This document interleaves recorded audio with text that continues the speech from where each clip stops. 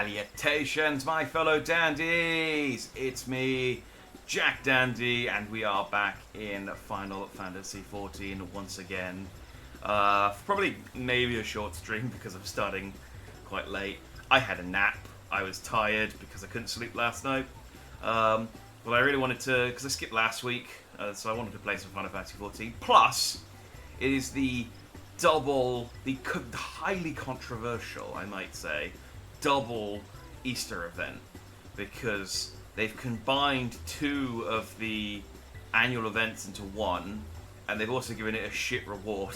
So, people aren't happy, which is understandable, I guess. We do pay a monthly sub, and there are a limited number of events each year. So for them to combine one and to, I mean, I want the reward because I don't have it, but for a lot of people the reward is kind of lame. So, well, you know, you'll see. Salutations to you, Briar. Fine and dandy. Do let me a broken fan. We were talking. Sorry, I made an all. The other thing as well is I always say all according to Keikaku. I'm pretty sure it's just according to Keikaku. I always get it wrong. But I made a Keikaku joke in chat. But yes, it's one of those old memes from the days of terrible fan subs, where people would leave certain words untranslated just because, and you'd get things. I remember the One Piece subs were like, we can't think of a literal translation for Nakama, so we're just going to leave it as Nakama. And so they just have it as a word. It's not quite friend. It's not quite family. It's like somewhere in between. So we're just going to leave it as is. And then the official translation just went, yeah, so we're just going to use crewmate. Because he only uses it really to refer to people he considers part of his crew, even if they're not on his ship. So we're just going to use crewmate. It's like, yeah, no, crewmate works. That works way better than Nakama. So... oh, it's daytime. It was nighttime when I laid down. I took a little time. I took a little bit of time setting up. Yeah. So they've combined the Little Ladies' Day event with the Easter event. All Hatchings Tide, I think is what it's called. Because they can't just call it the Easter event and the Valentine's. Oh no, Little Ladies' Day is White Day. They can't just call it the White Day and Easter events. They have to give them silly fake names. So, we now have a mission about ladies and eggs. So, this should be fine. Welcome, my friend. I take it the Hatching Tide decorations have caught your eye. Oh, Jack, is that really you? I had hoped I might see you again, but I did not dare assume. Nonetheless, it warms my heart that you're eager to revel in Hatching Tide once more. This year, it was again a dream that sparked my imagination. A dream of a Gobu, massive and marvellous, standing upon the stage. Where else but in Uldar, so many miles away? Wreathed in radiant flowers of pink, the darling Gobu held in her hands an egg decorated most lavishly. It sounds like one of those like New Year dreams they have in Japan, where they're like, I dreamt of an eggplant and a falcon, so I'm not going to die this year. There is none, and there is but one time a year where the sandy brown of that city is scented by peach blossoms in full bloom. Yes, I speak of Little Ladies' Day. The message of Mistress Aliopo's dream was clear. Combine the spirit of Hatching Tide and Little Lady Day to create the most exciting day that Jewel of the City has seen. Naturally, we sought out those in charge of the event and brought our proposals before them. Tis a pleasure as always, Jack. I say ours is not the only celebration which can boast of your selfless assistance. Mistress Alipo's proposal was quite unprecedented, and so confident was she in her vision that she had already secured the services of a performer and his Gobu companion before meeting with us. If they want to give everyone a decent reward, why not a Playboy Bunny outfit with Y'shtola? Everyone wins. They should let you play dress up with the Scions. Not Alphino and Alice. They are 16, that's weird. But the rest of the Scions, they should give you the option to play dress up with.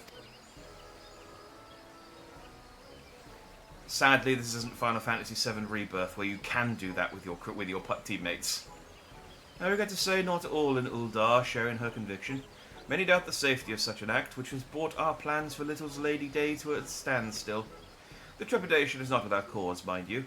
Some 15 years ago, I suppose Yuffie's 16, thinking about it, and they let you dress her up. But she dresses up quite modestly.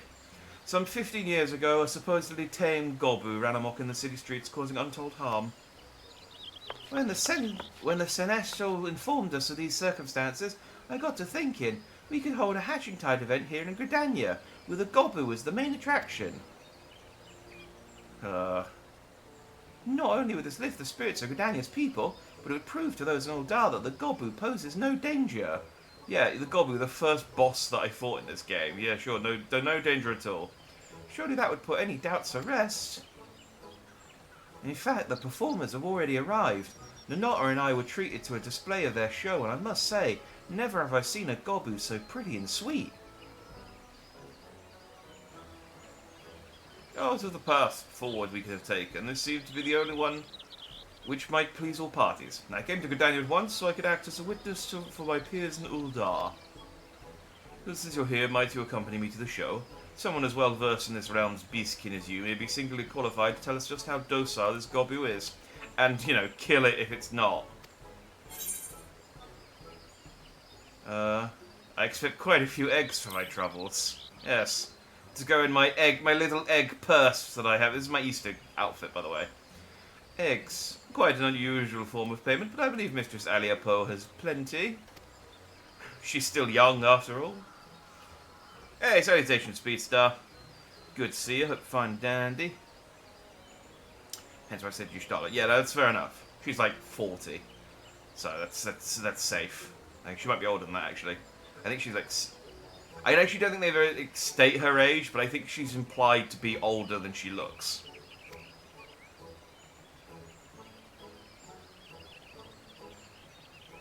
I'd love it if you had the voice of Corpse Husband, 2 foot tall, deep voice.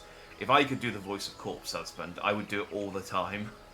The best I can do is kind of a Venom voice, but it absolutely tears my throat up. Where it's just like, well then, all is settled. The show... Hang on, I can get deep in that. The show of a lifetime awaits at Brent Branch. That's as deep as I can get, and it ruins my throat. I can't get... And that's like 10% of Corpse Husband's power. He's got that, like, throat condition or something, though. Well then, all is settled. The show of a lifetime awaits at Bent Branch Meadows. You had best not tarry. Agreed. Let us make our way there and speak with Aldermond, the performer in charge. Oh, I can hardly wait. By the way, just to sort of give you a behind-the-scenes insight into how terrible I am at accents, that wasn't the voice I intended to give that guy, but that was what came out, and so I just had to roll with it. I intended to give him a squeakier voice, but I couldn't do the accent and make the voice squeaky at the same time. It's, again, I'm not a professional voice actor. If it wasn't... I know it's surprising. Where am I going?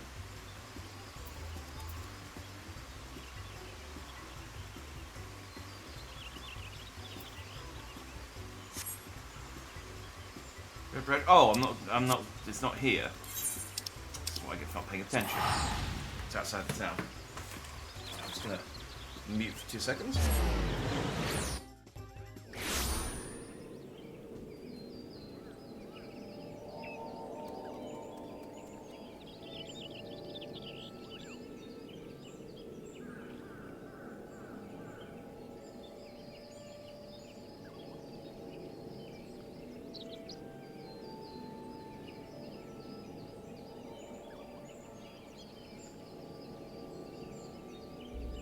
Just blowing my nose.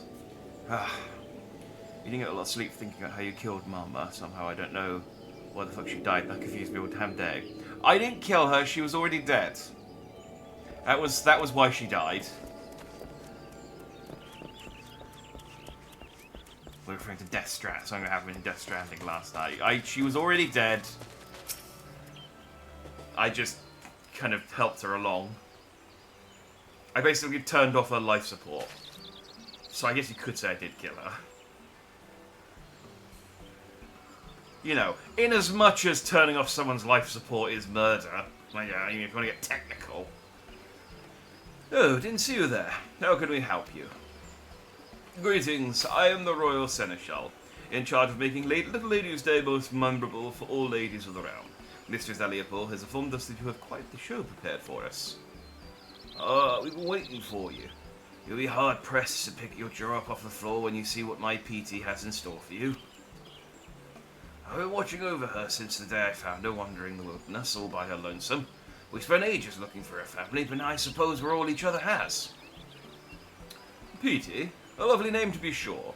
And those flowers, are they peach blossoms? I dare say she is the very picture of a Little Lady's Day princess. I'm glad to hear that. And I know who PT is too. He just bashes his head in. It's just like, yeah, you misjudged this. She thought of little else since the moment Miss Alia Poe came to us with her peculiar request. There's nothing in this world we love more than hearing an audience cheer. I think this time we'll earn that and then some. We call this one Egg Surprise. Go on, PT. Just screams. Oh no, it doesn't actually do a thing. That's kind of cute. That was outstanding. Impressive, ain't it? And all it took was a few glamour prisms. Of course, that wasn't where the genius was required.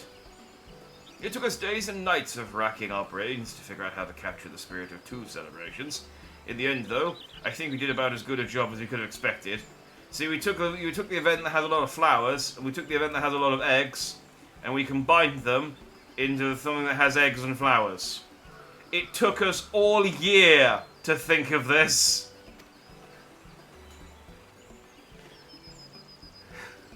It drove many of our tamers mad coming up with the idea. Sorry, Grandma, I had to unplug Grandpa to charge my Nintendo. I feel like, yeah, needs must. You know, Grandpa would understand.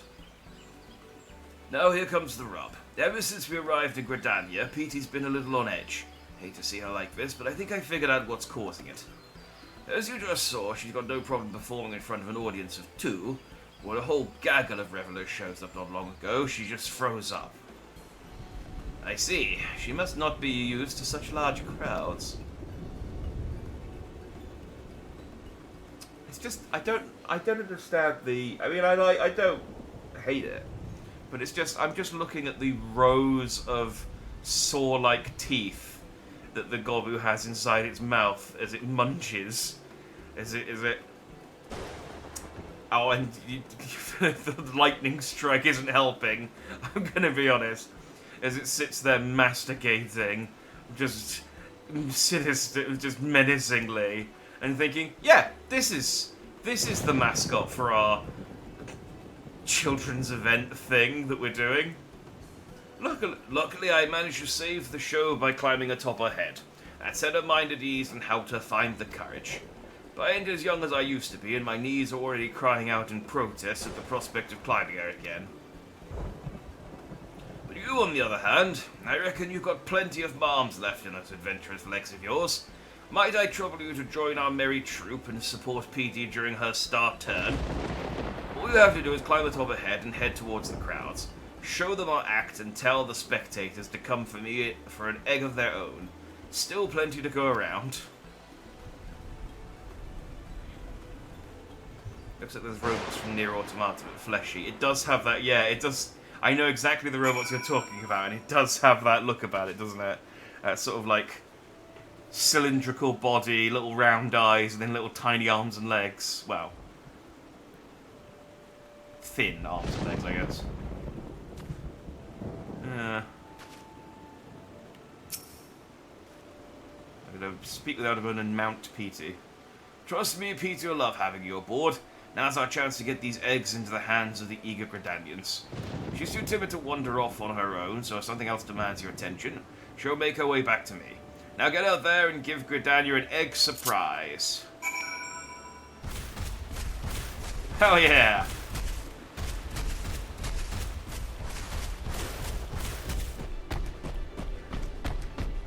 Long! They said the show was over here, didn't they? Mount uniform. Oh, I need to.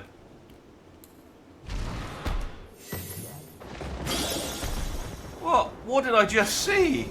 I mean, I missed half of it because I had my back turned.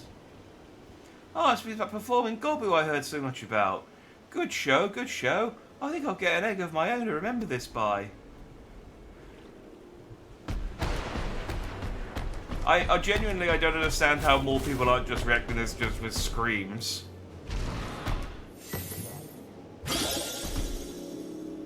Just, ah! That was amazing! The rabbits were so adorable. And rabbits. And the crown of peach blossoms is so pretty. I wonder if they give them out with the eggs. Let's go find out. Oh, I love that you can see other people running around on... Oh, I suppose you can normally see them on their mounts. Oh, but this day one, this must have been just like a field of people on their Golboos. Ah, that's the Chocobo Keep.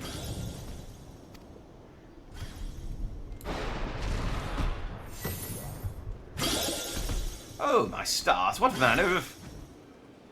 Oh, you're promoting hatching tide. Yes, yes, I knew that, of course.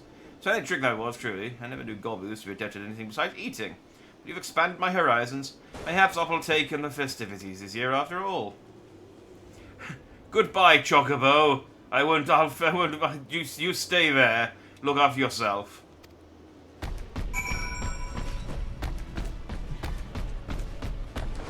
It's like 80% back. I mean, true. Oh, he's got a Rathalos. I need to get that mount. Wait, but there we go. Been a little while, forgot which button it was to,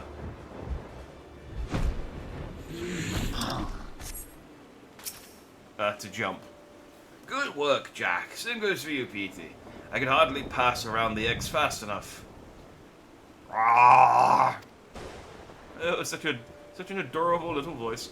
It looks like Petey's managed to conquer her fears. Let's hope these ovations are enough to conquer the seneschals. So I guess would do the same. Yeah, there we go. I get my Petey horn.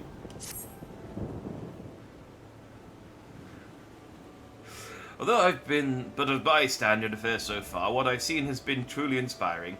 Petey is possessed not only of a kind heart, but the soul of an entertainer as well. I would have her be the main attraction in our stage in Ul'dah. On behalf of the Little Ladies' Day Planning Committee, I invite you to our city as honoured guests. Well, I'm not one to decline such an eager invitation. Consider it accepted. But first, I'd best tell Miss Aleppo that she'll be needing more eggs. Go on to Ul'dah. We'll find our own way there before long.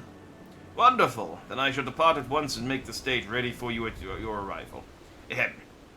You've helped tremendously already, but there's no denying that Petey has taken a shine to you. Might you watch over her in Ul'dah for a while, just until she becomes accustomed to the crowds? I've got nothing else to do. I mean, I'm currently saving the world from despair or something, but I guess this actually probably helps. Yeah, genuinely, this probably does help with matters. It's all part of my strategy of distracting people from their despair with something ridiculous. You know, you can't have depression when there's a giant monster with flowers summoning up eggs at you. Any therapist will tell you that.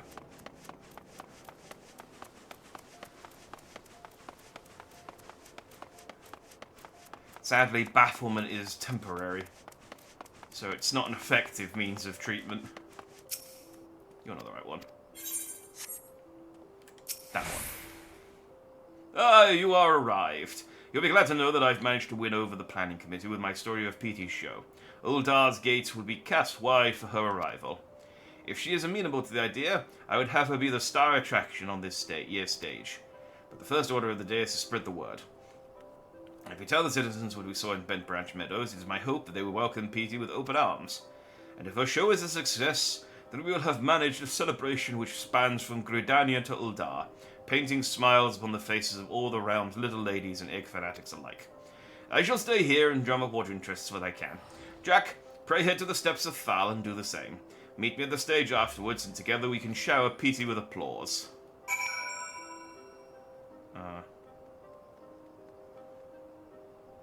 Oh, in Thal. Wait. Am I not in Thal? I never understand how... Oh, it's the intersection. Sorry. Even after all these years, I'm still not that familiar with Uldar. Because I never go here. The only time I ever come here is for events and the occasional story mission involving the Sultana. Oh. A Spanish and English guild. Again, not French.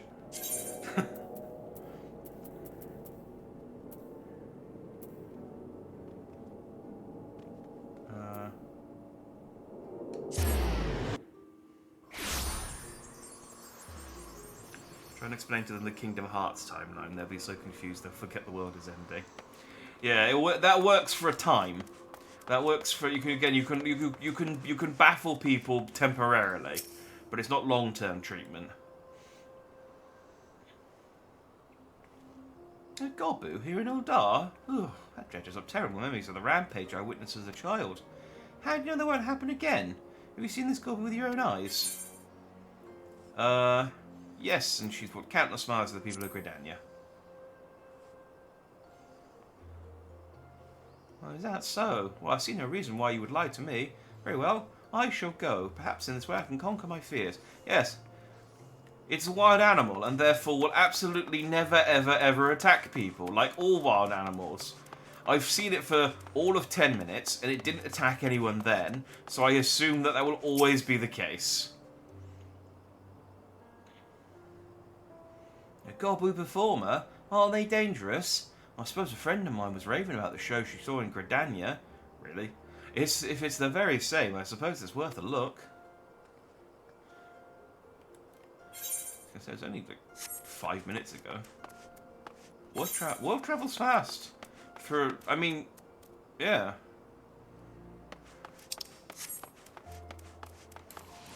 For a place that doesn't have the internet.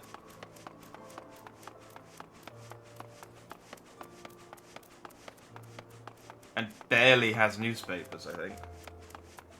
But does have cars. Like, they do have cars in... I mean, I suppose actually there was a time in real life where we had cars and not the internet. So I don't know what I'm talking about. Hi. But everyone knows the internet came before cars. That was the order of technology. I didn't know about Gobus. I didn't know Gobus were capable of anything more than mindless eating. Are you sure this show isn't just watching a beast chomping on hay? The crowds of Gridania gave her a standing ovation. However, I mean, Gridania are simple folk. So, I mean, it could well be just a beast eating hay, and they'd probably still eat it up. Oh, when you put it that way. Besides, it's not as if I have all else to do. Alright, look for me among the crowd. Acting nonchalantly. Back to the thing.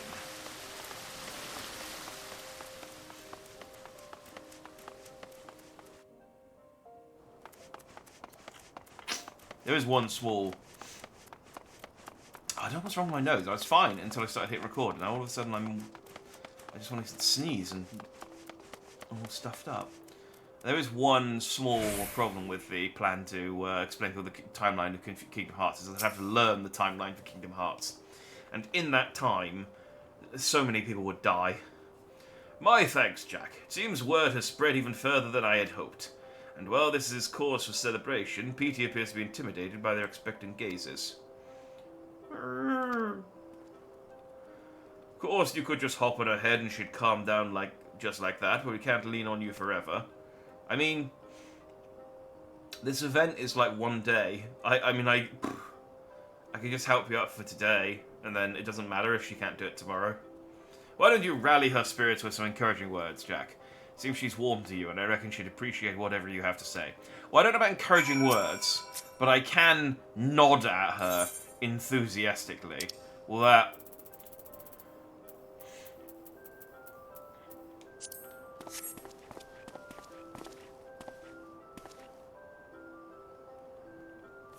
Oh, you've made it worse. Now she's angry. This will not do. This will not do. This will not do. Truth be told, this is her first time performing alone in front of so many people. I can see why her legs won't listen to her heart. When horses, internet, cars, everyone knows this. Yeah. I mean, honestly, there's some people who say the horses came after, somewhere between, but, you know, that's controversial.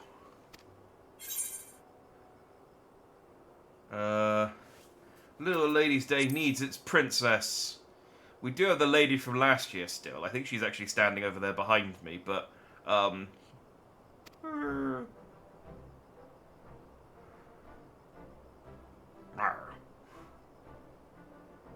That did the trick. You've really got a talent for lifting the spirits of the downtrodden, Jack. Yeah, again, that reminds me, I am trying to save the world from despair. We're in your debt, truly. It's almost time. Lady Aliapo should have arrived by now. Jack, pray join the bystanders and give Peter your heartiest cheer.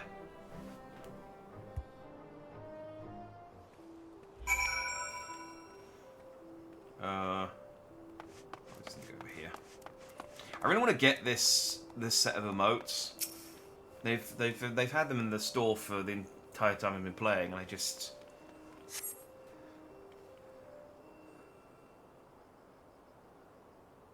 never had the inclination when I've actually bought something for the store. And now for the final act. Bedecked in blooming flowers, this Gobu princess has prepared something unforgettable for all the little ladies out there.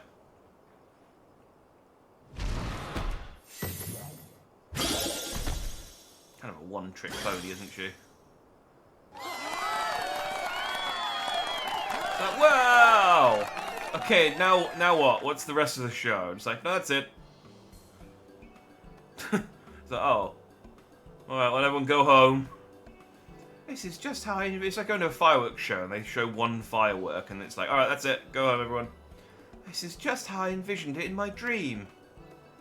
And to think I ever believed Gobus were naught but wild beasts. Oh, I simply adore her. It's the guy talking. If Hatching Tide is even half as thrilling as this show, I'd best catch the next airship to Gridania. All's well that ends well. The little ladies get a great show, and Hatching Tide gets more egg seekers. Their smiles are like so many flowers in full bloom. Petey will be the talk of Uldar for moons to come.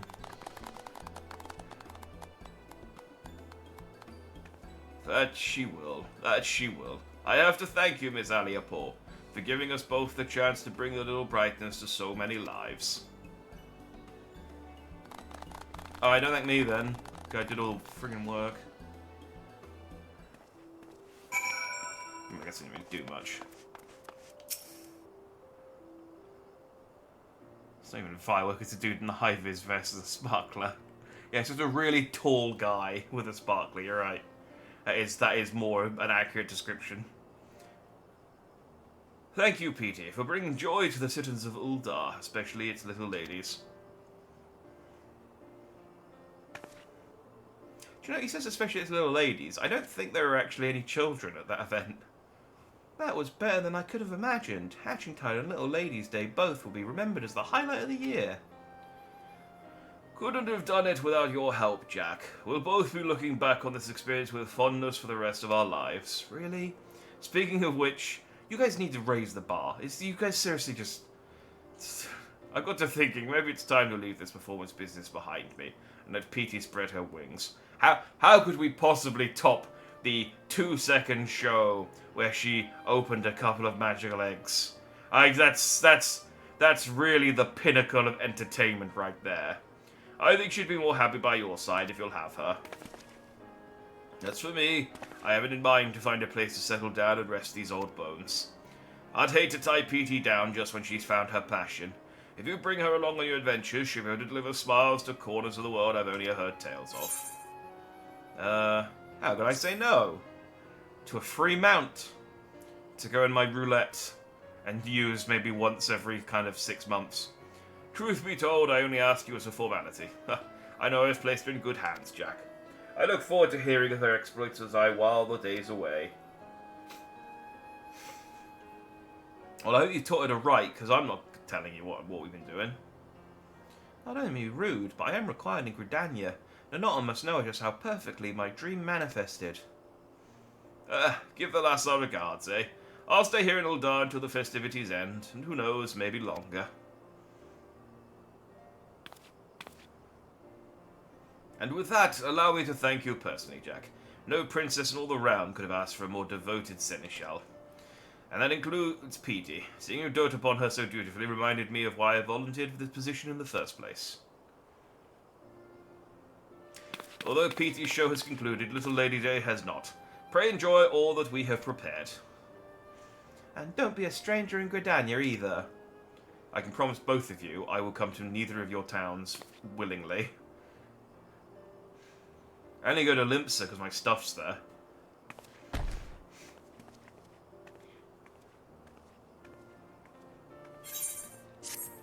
Right, well, I've obviously only been playing Final Fantasy XIV for like a couple of years now.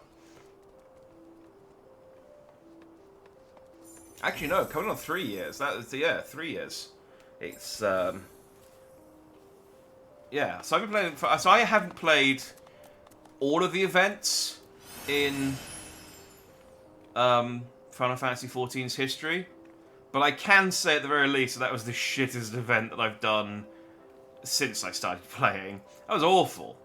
Like, yeah, I can see why people were annoyed at that. So this mount isn't even... Like, it's not even a unique mount. Well, it is. It's a unique mount insofar as it's got a crown. It's got a... I can't summon mounts in town. But it's a unique mount insofar as it's got a... flower crown, and it does a special animation, but the Gobu was obviously... It's like something you get... Weirdly, I don't have it, but it's one of the earlier mounts you can get. I think you can get it in, like, around Reborn. I guess I'll leave my Hatching Tide gear on, seeing as it's the season. Can I summon mounts here? I can.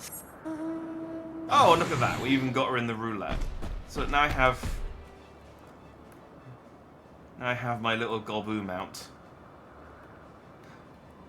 And I can relive the excitement of Little Lady's Hatching Tide whenever I want.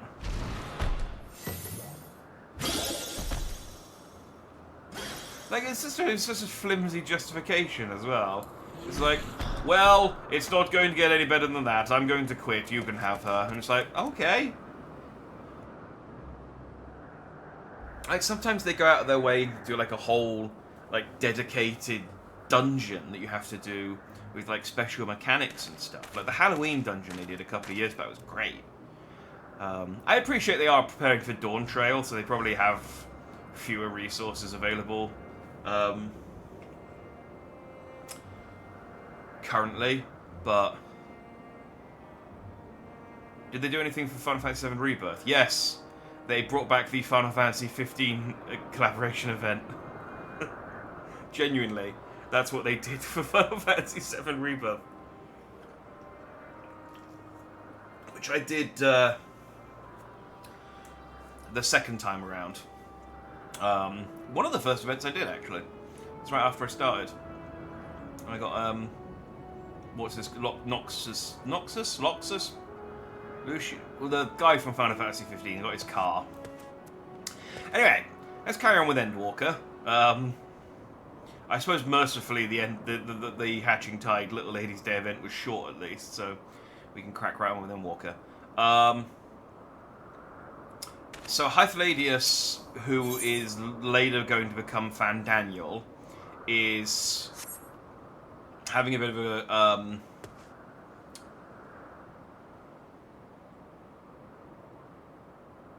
I guess internal dilemma about the nature of his job. He doesn't like killing animals, but his job involves killing animals. And Emmett is just, you know, a prick. I mean, a really funny prick, but he is a prick. And there's a little dragon girl somewhere. She's important. Noctis. That's his name. Yeah, I don't really care for Noctis, but I like his car. It's one of my favourite mounts. Where to now? Is there anywhere? If there is anywhere you would like to visit before we leave, I should be glad to show you the way. Hermes has not yet outright refused his position with the convocation, merely postponed the decision. As such, I may as well resume my assessment. If we cannot... Oh no, it's Hermes that's Fan Daniel. Hythladius is just Hythladius. Hythlodius. I can never pronounce his name right. Even though his name is in front of me. Hythlodeus. I think about Hythlodeus.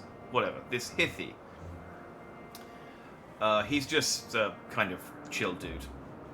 As such, I may well resume my assessment. If we cannot accompany him, then I will content myself with questioning his colleagues. Ever the pragmatist. Then allow me to remain in your humble guide. And what of you, Jack? Will you continue along with us? Wonderful. Our fellowship travels on unbroken. I say we explore another part of Elpis and see what new encounters there are to be had.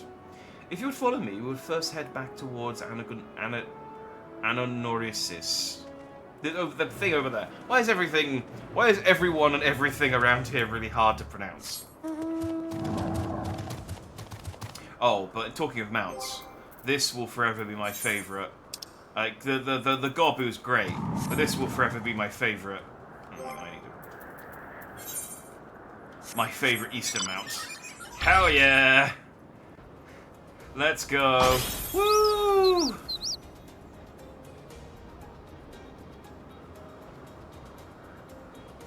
It's Fantasy Wales. You're not far off. I mean, I guess... There is a part of this game which is Fantasy Wales. And I guess these guys invented it. So, yeah. I guess these would be the equivalent of, well, Celtic is Irish and Scottish. What would be Welsh? It's got a name. Welsh history isn't my strong point. Nor is Scottish and Irish or English history. Or any kind of history, really. Other than, obviously talking about how the internet came before cars.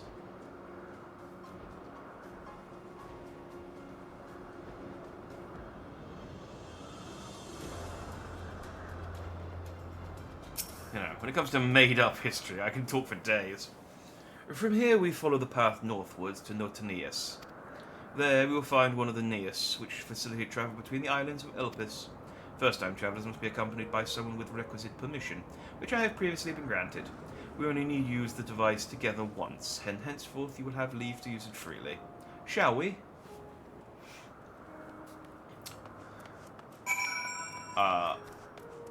Sorry, I'm very distracted by this street shark that is just hanging out over here. Hello, Petalodus. Oh.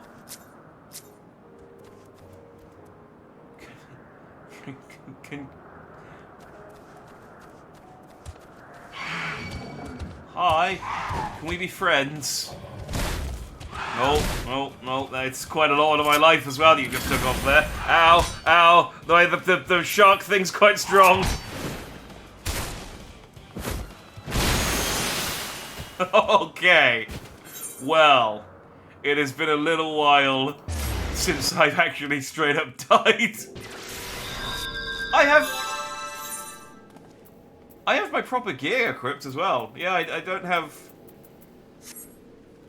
This is like the best gear I've got, and that shark just punched the shit out of me. Yeah. Alright, neat. Sorry guys, I'll be there in a second. I got punched by a shark.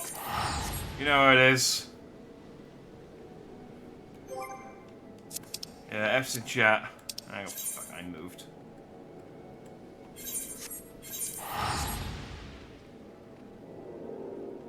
It was a cool looking shark. I don't know. Just wanna... Normally I don't really have.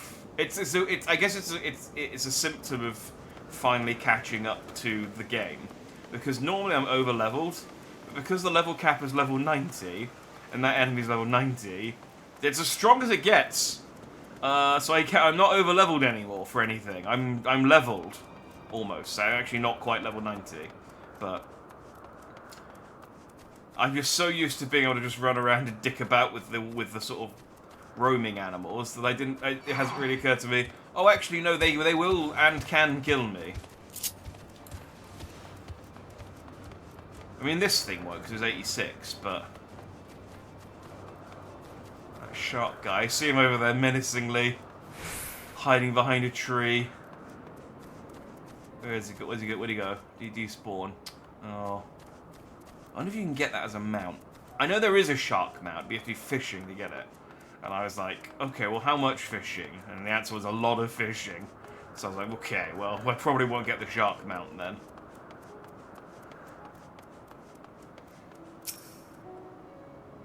Here we are. You took a while.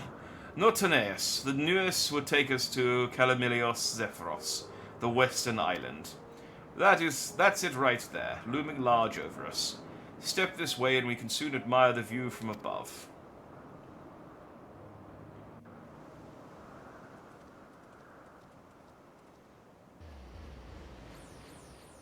Whee! That was satisfying. Just the boop boop boop in a row like that. Oh, why? Oh, okay. I was gonna say it didn't make a noise when we respawned. I present to you Calamelios Zephyros. Oh, the teleportation has kicked in voice acting. Here you will find a number of testing facilities, as well as the observation hub of Poiton Oikos. Is that a person? Right then. Let's begin by...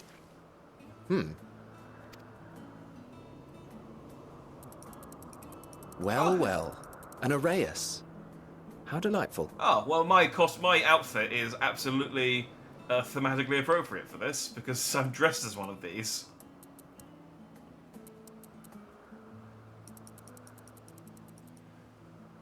Oh, it's a blue one. What, pray tell, is that?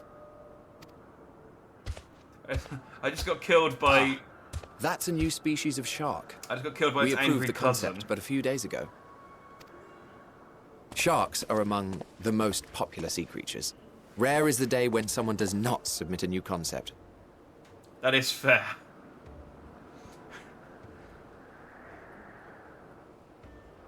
And I'm trying to craft a Gargura joke, but it's not coming together in my head. At first, they were largely orthodox. Consideration given to such things as size and environmental impact. And then a whimsical someone thought to bestow it with flight. Another, superior intelligence. And then the floodgates burst. Concepts with multiple heads, or arms and legs, and so on and so forth. One of them made a little tiny one with a hoodie. Part of me wanted to tell them very to popular go away and very find popular something else to on the create, internet. But in the end, I couldn't deny their passion. And here we are.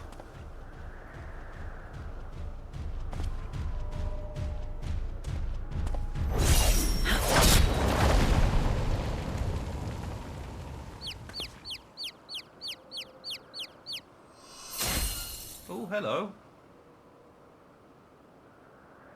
You're new. That was too close. Are you unharmed? Well now, if it isn't a pair of familiar faces. And one that isn't, unless you're talking about me. Benar, that we should meet you here. Oh, hang on. Is that not me? Am I not your soul?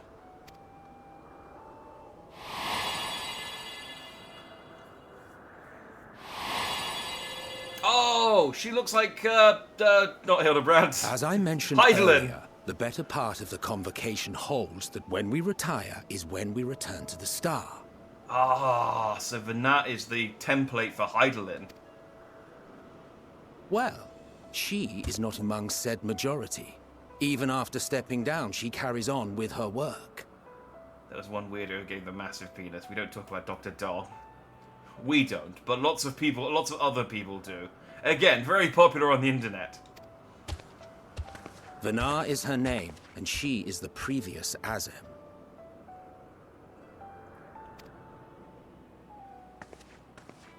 It has been a while, Hythlodaeus. You look well. Is Hythlodaeus? I keep second guessing how it's pronounced. No, I keep pronouncing him Hythlodius, and it's Hythlodaeus. I am pronouncing it wrong. But then I forget how I'm pronouncing it wrong each time. Less so, Emmet Selk. I dare say the lines upon your brow have both deepened and doubled in number. A shame for one so young. You must make an effort to frown less often.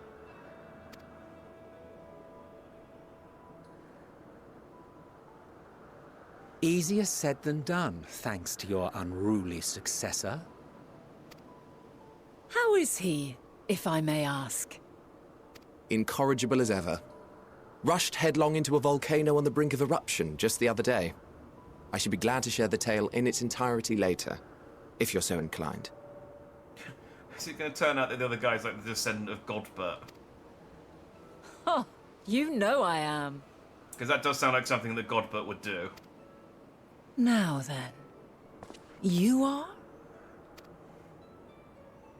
It turns out, yeah, because Godbert's an Ascian this whole time. He's just like, yeah, I just wanted to gamble. I don't care about taking over the world. Bringing back, I don't care about, like, reuniting the shards.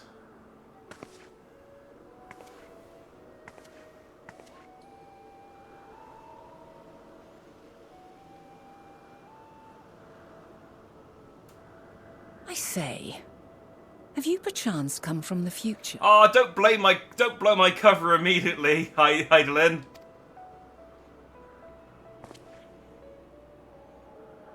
I do not believe we have ever met, yet I sense my magic upon you.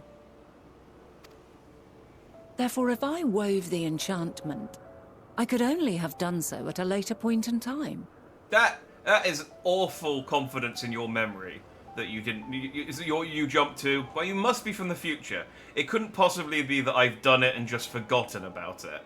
It must absolutely be that you are from the future. Yes. What manner of magic is this, if I may ask? Her magic, yes. I have received her special touch. So A traveler's ward, of course.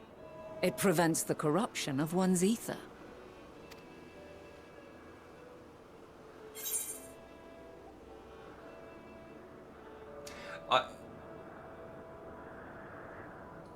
I like the fact that my, like, super special blessing is just like, oh yeah, Traveler's Ward, you know, that thing we all have. You know, that thing you can buy down the shop for like 50p, and I'm like, oh, it's the thing that just kept me. It doesn't make me the hero of light. That was the whole point of Heavensward. But it is the thing that stops me from going insane.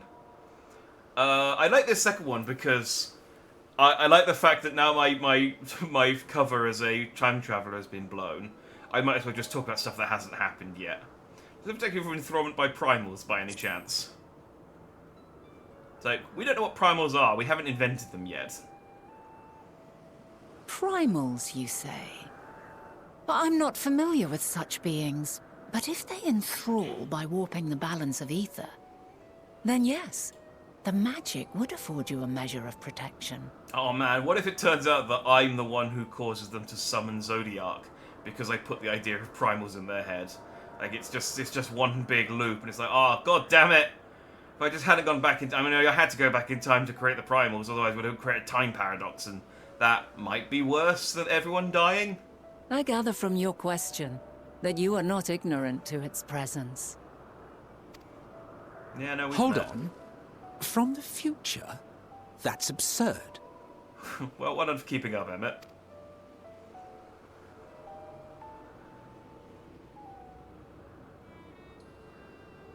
Don't blow What is my it? cover. Are you unable to speak of the matter? Yes! Come on, have you not seen Back to the Future? I'm going to start fading away if I start talking too much.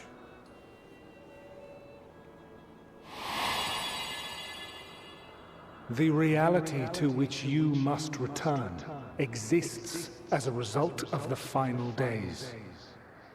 You cannot reshape the past to undo the tragedies of the present. Yeah, you all have to die. Well, some of you all have to die, but not quite. I mean, different points. But yeah, unfortunately, I'm not here to save you.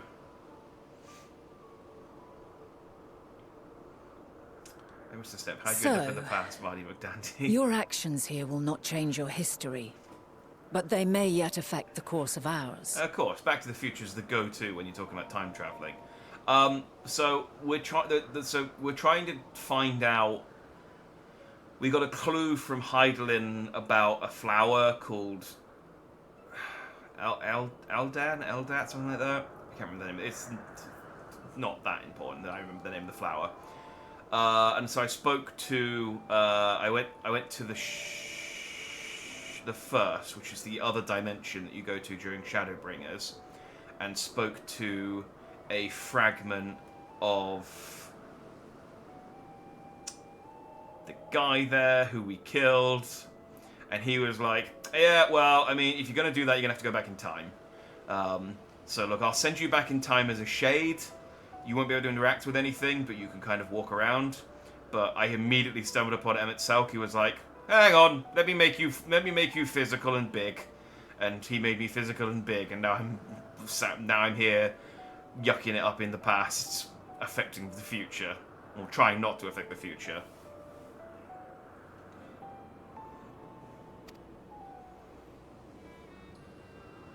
How very exciting.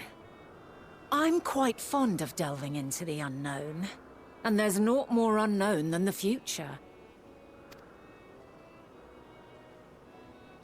Until a moment finally arrives, we cannot know for certain what will come to pass, regardless of our supposed foreknowledge, so you needn't worry for us.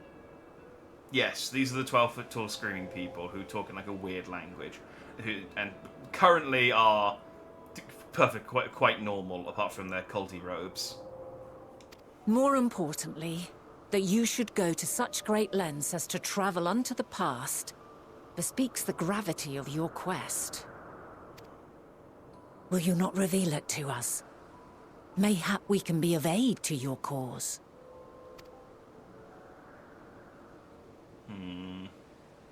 I mean, she is Heidelin. If this is true, then you've been keeping quite the secret to yourself. Yeah, for good reason, dude. I don't want you to know that I kill As a representative you. of the Convocation, I will hear it all. Your identity, purpose, everything. No, I don't want you tracking me down as a baby and killing me.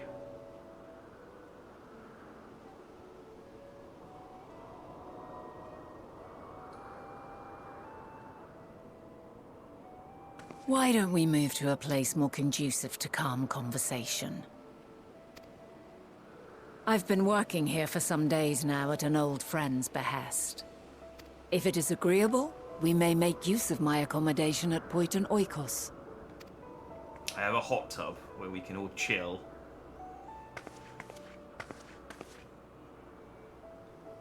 We were meant to meet. I am certain of it. Else I wouldn't have marked you so clearly, and sent you unto myself in the past. It's precisely the sort of mischief I would get up to, and quite inspired, if I do say so myself.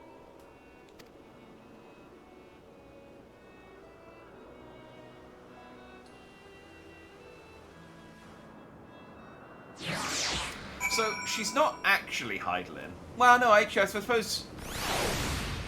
I guess, actually, no, I suppose she could be Heidelin. I was going to say, because the primals are, like, warped versions of normal people, but some people can transform into primals, so it's possible that Venat does actually turn into Heidelin. But then it does beg the question of who turns into Zodiac. Or Zodiac, I guess, could just be a normal primal, and Venat could be a transformation-type primal. My apologies, but before we move along, a colleague has tasked me with a matter which I'd rather not leave unresolved. It involves finding a certain concept engraved crystal, and the quick-fingered Oriai which made off with it. An Oriai, you say? I think we might have seen the culprit before being distracted by that business with the shark. Would you like us to follow its ethereal trail? That would, of course, lead us only to the Oriai. There is no guarantee that it hasn't dropped or stashed away the crystal you seek. Please, even that much would be enormously helpful. While you are hunting down the thief, I can follow behind and scour the forest floor just in case. Could I ask you to join the search? I would appreciate another pair of eyes to cover the land to the west of here. Many thanks. There's a small bridge leading to Poetin Oikos. I guess it's Greek, I think. Let us meet up there once we've exhausted our efforts. I guess it makes sense, yeah, they got names like Venat and Hythlodeus. It's like ancient Greek or ancient Rome or something. I don't know. Again, actual history, I got no idea.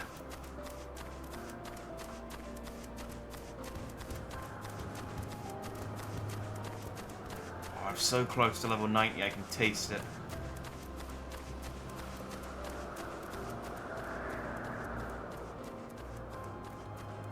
See, my original plan was when I hit 90 was to change class, but then I realised I'd have to level the class back up to level 90 to be able to do the missions, and it takes so long to level up classes. I mean, the first one takes longer than subsequent ones, but wait, no, that is where I needed to be. I don't know why I jumped down.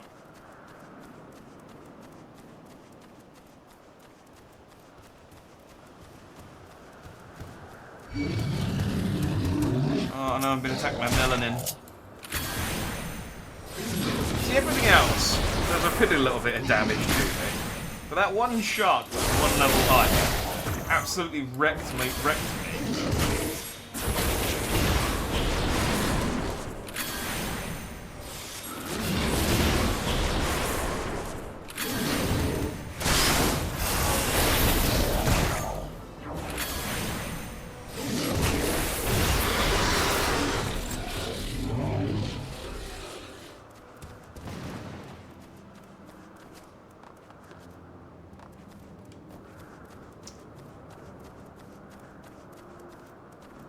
Jack, if you can taste levels, you might be having a stroke.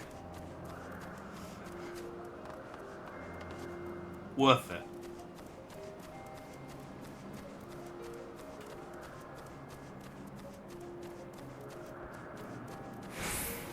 Tastes like toast. No, no. Oh man, I've wanted bread all day today, but I didn't have any bread in the house, and I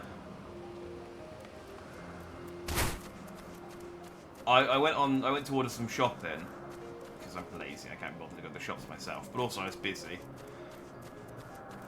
so I went to order some shopping, and the earliest they could do it was tomorrow. But then they were like, "Oh, we've got this new service which would deliver in like 45 minutes. It's only $2.99." And I was like, "Oh, okay. What's the catch?" And they were like, "Oh, no catch. It's picked and packed, and they'll deliver it to you as quickly as possible." And I was like, "Oh, okay. Well, I mean, yeah, if I can get some bread today, that'd be great." And then, so I did all my shop. I put all my stuff in the trolley. There it is. Did all my shopping. And then I clicked on the thing, and it was like, "Oh, by the way, everything's way more expensive when you order it this way, and also a lot of the stuff you ordered isn't available." So the cost of my basket went up by 20 quid, and like it had like half as many of half the stuff I put in my basket just wasn't there anymore. So I was like, great, so I'm paying 20 quid more for not everything that I actually want, just to get it today. So I didn't get bread. Is the shorts version of that story. But I have bread coming tomorrow.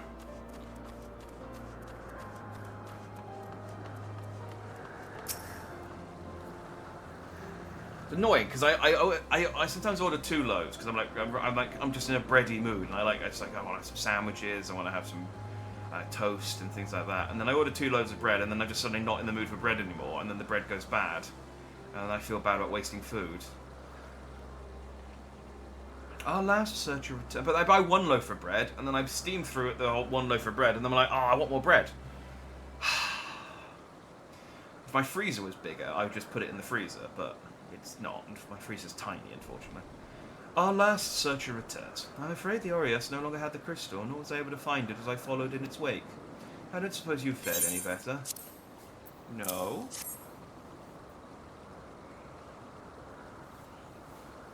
That's an international problem. Instacart does that here too. I used to Used it once because we needed something to drink and the van was busted. Never again. Yeah, I ordered. I was like, I needed something urgently, and so I used Just Eat, which is kind of like, I don't think they have Just Eat in America, but it's kind of like Uber Eats and DoorDash, and they had one for like the supermarket. So I was like, oh, I mean, I just want some bread. I just want some bread and some milk, and I don't want to do a full shop because if I do a full shop, I have to spend at least 50 quid. So I was like, I just want to get a couple of bits just to kind of see me through to next week. And in hindsight, I should have just gone out and got it myself because yeah, it was just way. It was. I just sort of looked at it and went, "This is way too expensive." But lazy. I think I had a fever. I think that was why I didn't go out and get it in time. I think it was like genuinely. I was like, I can't go out. No, I must have been sick with something. I wouldn't have had a fever because I wouldn't want to eat if I had a fever. I think I was sick with something and I couldn't go out. Yeah. The crystal. Well done.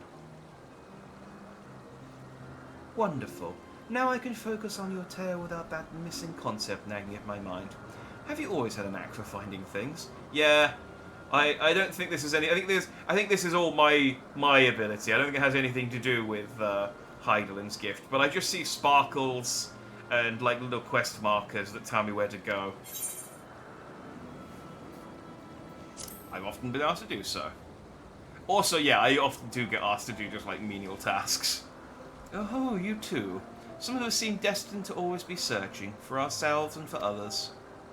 Long ago, when I held the seat of Azim, I was forever trekking back and forth across the star in search of answers to people's problems. Naturally, the need for such journeys had lessened considerably since I entrusted the position to my whimsical successor. Yet I'm still eager to come running should an old acquaintance or new interest require my personal attention. That is what brings me to Elpis. Elpis, that's the word I was trying to remember earlier. In fact, many times has my presence been requested, my opinion sought concerning the habitat of this or that creation. Agreeing to help locate that missing crystal was a minor distraction, which now promises to become a major revelation. How strange and wonderful it is that the way one thing leads to another, wouldn't you agree? Yeah, sure.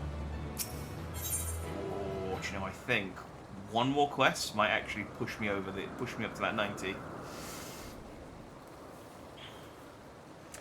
Tell them, look, in the future there will be a woman named Julia Chai. Protect her, she is precious, lovely, and if she dies I'll end the goddamn world myself.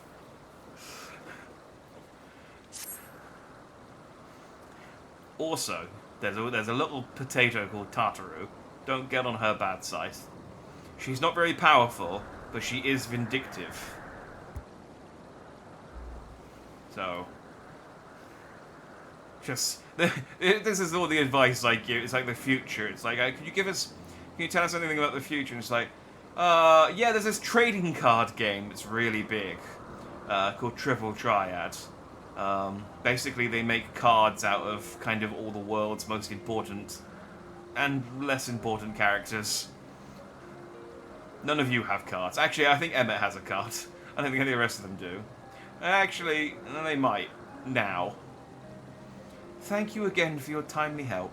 Now then, 'tis time I return to this stolen property. If you would go on ahead to my accommodation, I will join you as soon as I have attended to that task. Follow the path straight ahead to the building at the top of the slope. I have the entire place to myself, so we can speak without fear of being disturbed or overheard.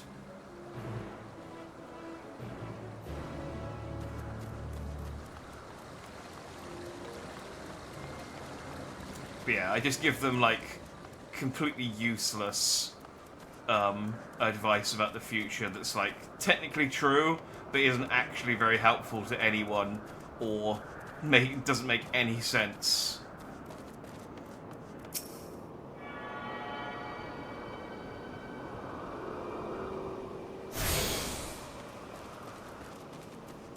So if you ever meet anyone called with a surname Mandeville, just do not get on their bad side as well. They will fuck you up. They are stronger. Godbert Mandeville is legit stronger than me.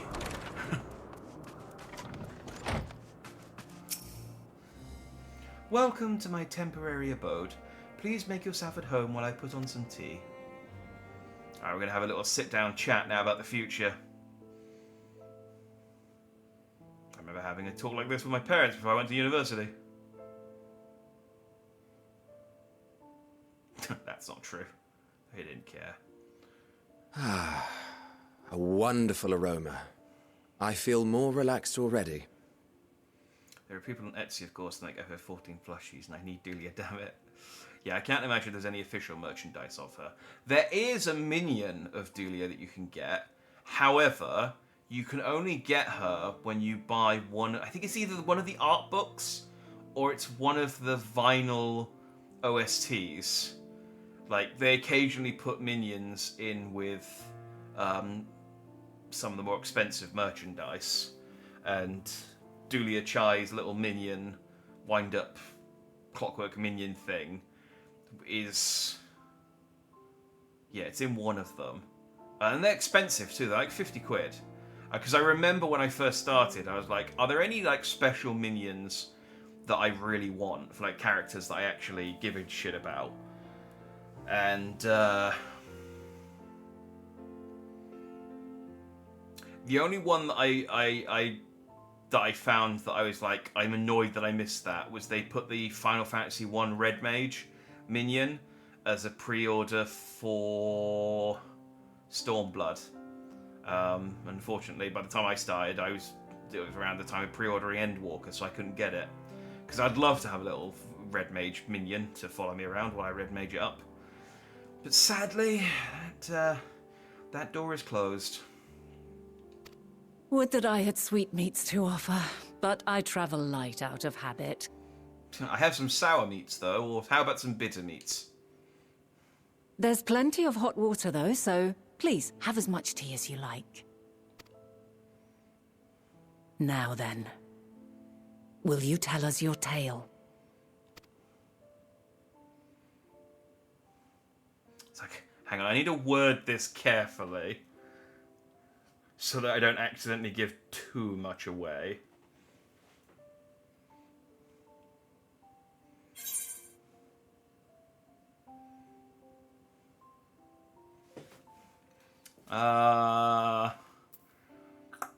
Okay, well, the world has been sundered, broken into shards isn't actually relevant to...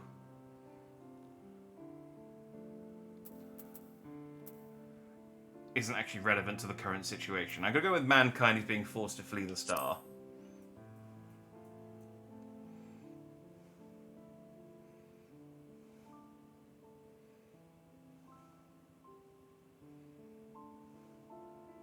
Why don't you start from the beginning? Because it's just really difficult to explain that you guys are the cause of this. It's like, okay, so there's these guys, we'll call them the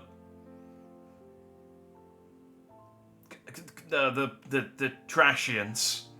And there's this guy called Clement Belk. And this guy called Spam Samuel.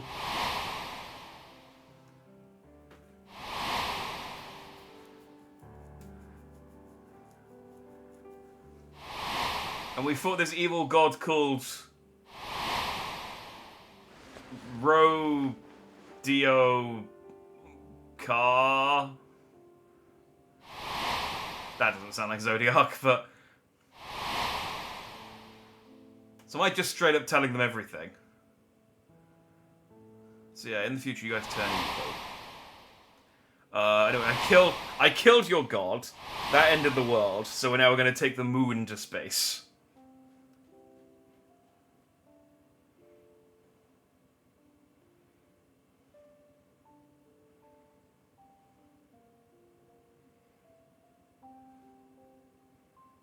Preposterous. Utterly preposterous. I mean, yeah, it does. I don't know why you believe me. Jack, I showed on Twitter an Amazon sale. Sonic the Hedgehog trade paperback, Knuckles' greatest hits for just under $8 American. Ah, that's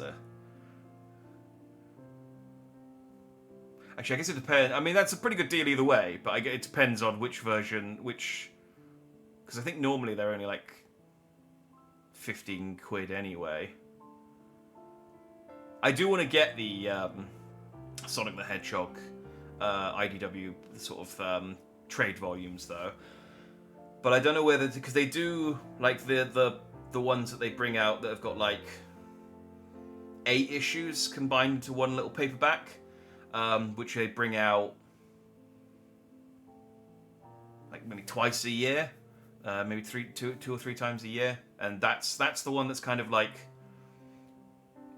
as soon as they've done 8 comics, they release another one of those, so they're pretty much up to date with where the comics are at the moment. But they also do these big like hardback collections, which collect like 24 something comics, and they have like they've done 4 I think so far. There's a Sonic, Tails, Knuckles, and Robotnik. They come out once a year, much less frequently. They're quite far behind, but they look really nice. And I have read the IDW comics, so I don't need them to like read them. Yeah, I do, but I do want to get those at some point. It's one of those things I'm like, when I run out of things to buy that I actually need for the house, and I can start buying things that I kind of just want, those are top of my list. While not the words I would have chosen, I too have my doubts. Much of it borders on the incredulous. Where did I lose you? Was it the rabbits on the moon? Because that's quite recent. Was it the what else did I do? Was it where the was it when you guys summoned a god and then summoned a second god and then split the world into 14 shards? What of you, Vanar? Oh, it's a silent T. I'm very sorry, Vanar. I've been pronouncing you with a T this whole time. Not knowing the precise details of the first final days, it is difficult to determine the veracity of the tale. Supposing it is all true, I must ask myself why I would do what I did.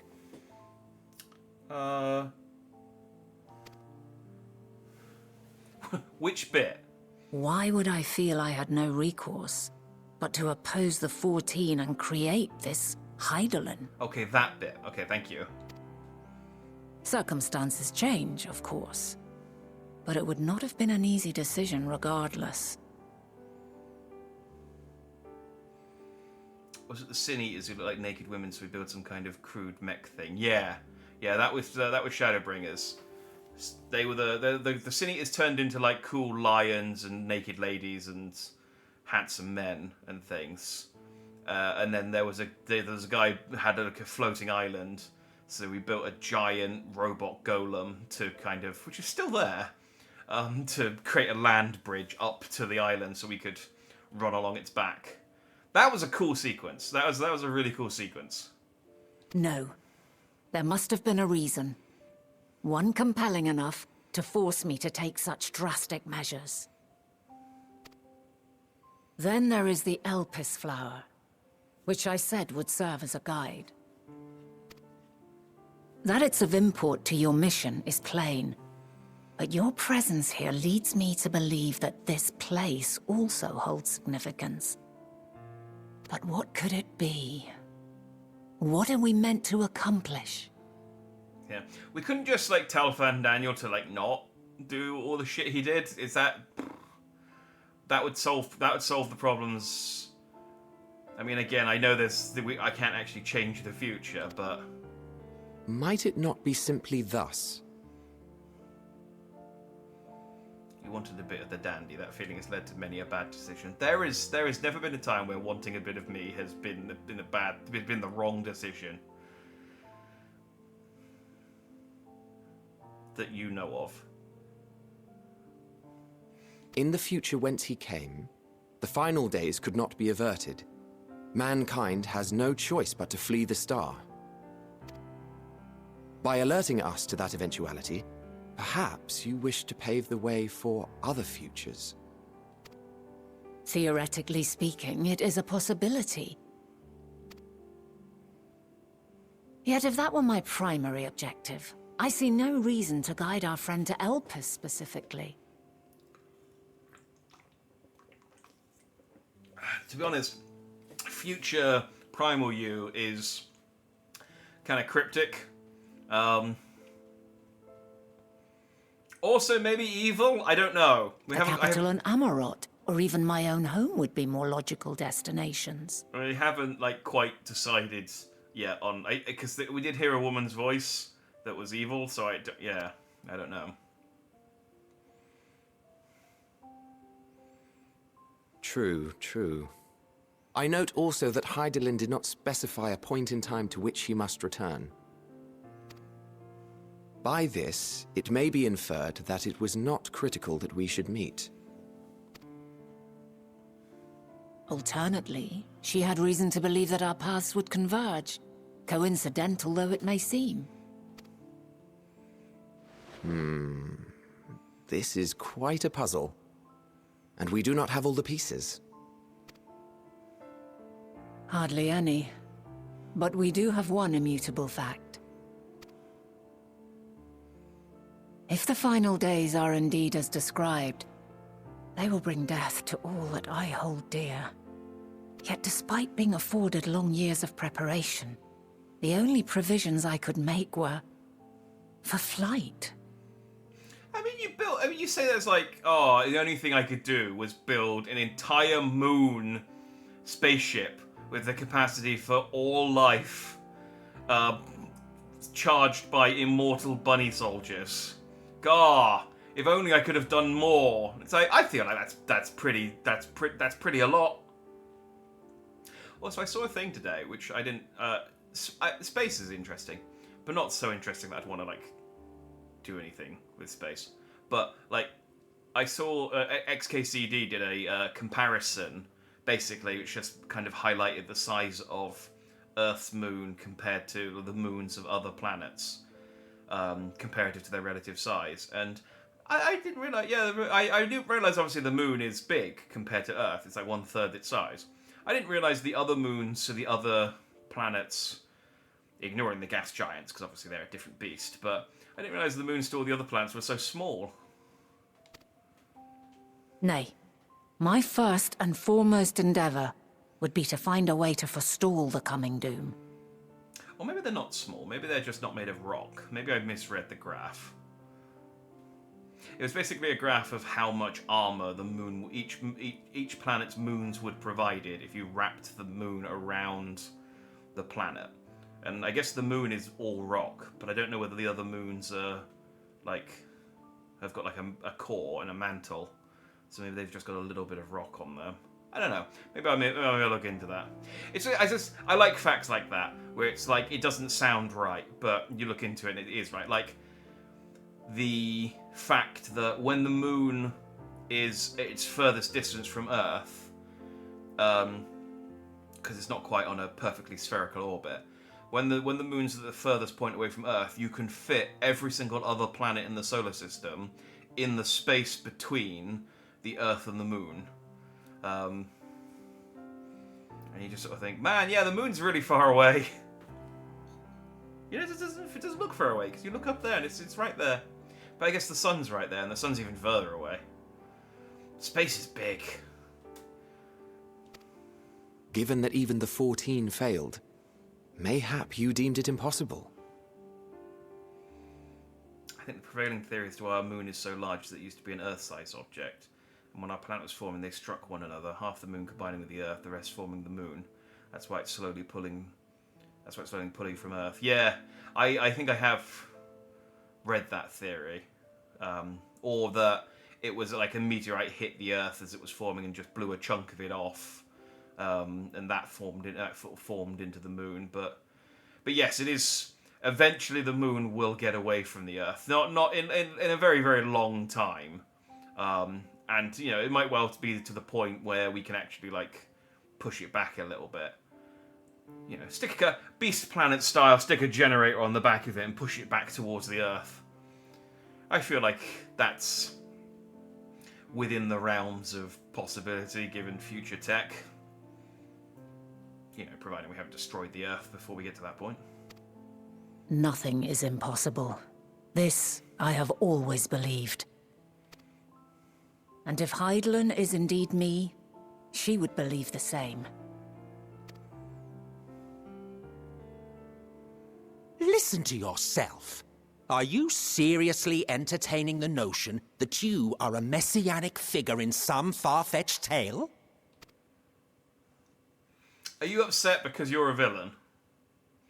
Are you upset because out of the four of us... I will not. I refuse to accept that our world could be undone by some unforeseen calamity. Yeah, this was kind of this was kind of why you became the villain. I also take offense to my portrayal as a megalomaniacal madman. Okay, good. Well, it's interesting because you kind of skimmed over how much I actually told them.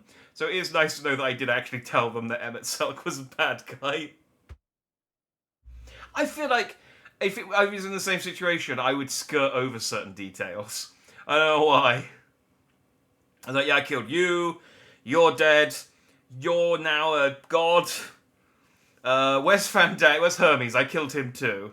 To sacrifice oneself for the star is a noble act, and I would hold those who gave themselves to this zodiac in the highest esteem. You did! But that's why you became a bad guy, to try and get them back. Yet, you claim I recreated Amarot and populated it with phantoms of our people? A bizarre indulgence that would be insulting to their memory. I think you were just lonely.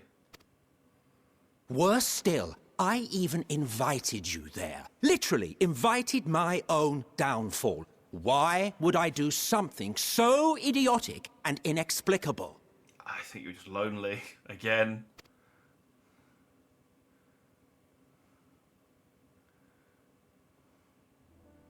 Now, I will allow that the hypothetical task of restoring our world would be daunting in the extreme.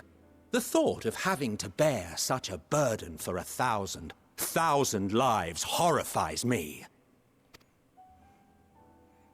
But I would never forsake my duty. I would never forsake my brethren. You don't. That's the problem. You couldn't get over it. I wonder if I told him about the whole cloning himself and becoming an emperor.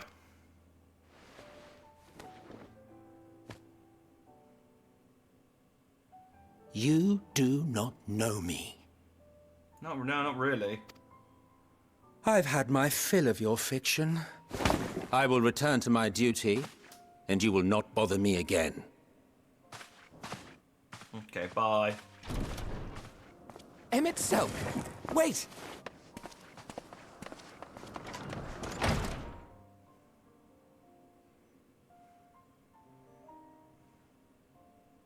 You've seen much of Elpis already. If you have any observations to share, I should like to hear them. We know you're a dick, you big dick. Yeah. I mean, no hard feelings. I still like you. It genuinely came down to a situation where it's like, look, I completely understand why you're doing what you're doing, but I'm going to stop you because what you're doing involves killing all of me and my friend. Well, not killing me specifically, but killing all of my friends. Which I don't like. Just generally, as a rule. Yeah, I think Dynamis is the key to all this. That unseen energy. Ah, yes. The energy distinct from ether. Though not my field, I have a basic understanding of Dynamis. And you say Hermes researched the phenomenon in the course of creating Meteon? Yes. I believe this warrants further investigation. With that settled, 'tis time for action. The missing pieces of the puzzle are here, I'm certain of it. And when you find them, the picture my future self has painted will be complete, and you will have your answer. And suffice it to say, I will aid you in your quest. Yeah. Vana has joined your team. He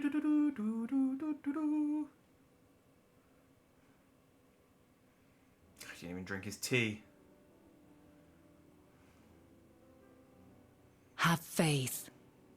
If Emmett Selk is the man Azum described to me, we've not seen the last of him. Oh, he's not going to be another boss fight, is he? I already fought him so many times.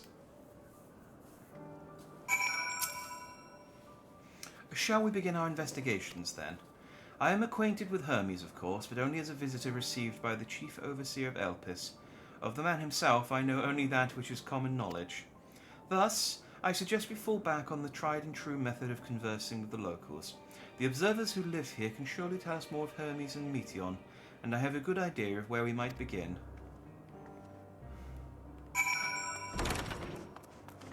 Alright, let's go, Tiny Emmett.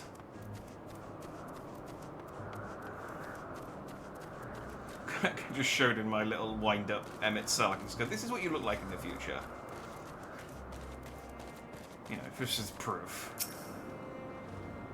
See you the woman standing in front of yonder building? Her name is Ismene.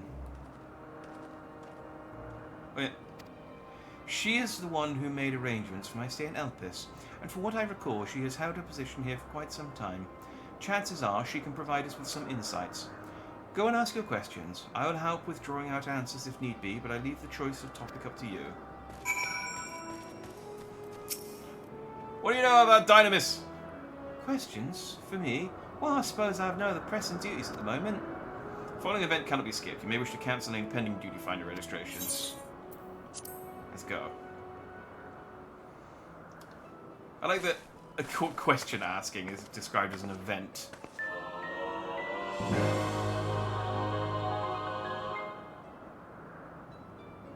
Oh, I was expecting to do the thing. Hey, salutations, Stratus. Thanks for the 23 months. Oh, God, it's almost been 2 years. 2 full years of being a dandy.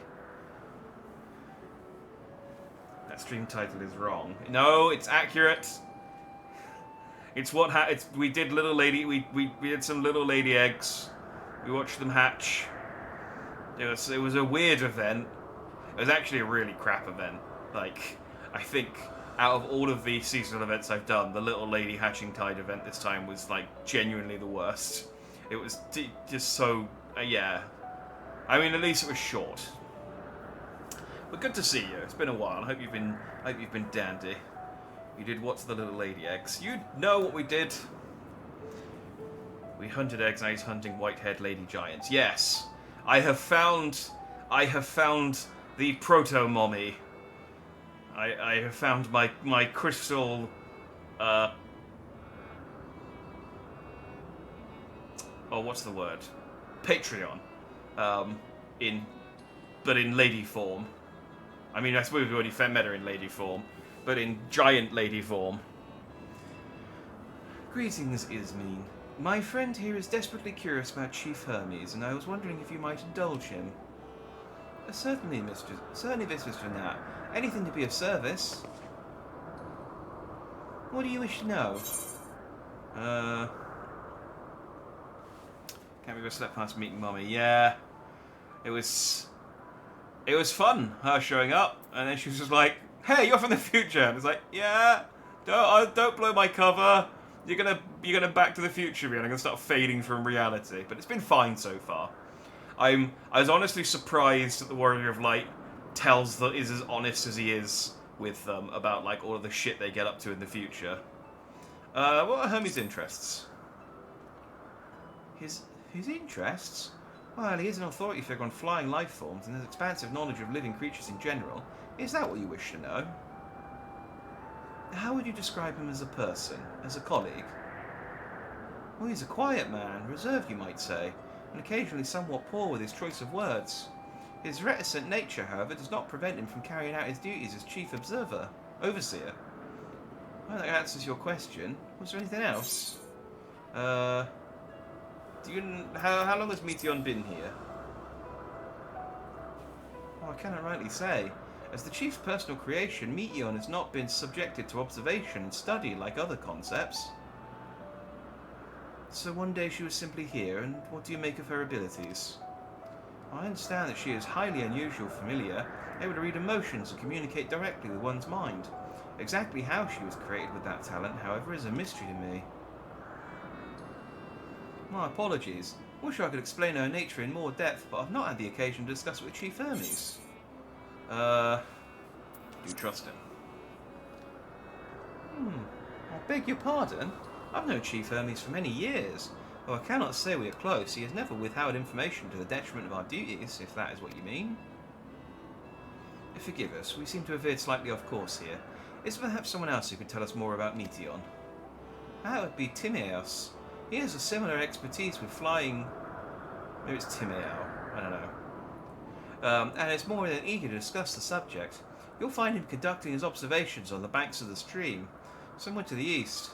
Oh, and unless you take a particular joy in rambling discourse, I suggest you keep your questions concise. We shall keep that in mind. Thank you for your patience and your insight. Think nothing of it. If there is aught else you need during your stay, please do not hesitate to ask. Come, Jack. I think we've taken enough of Ismin's time.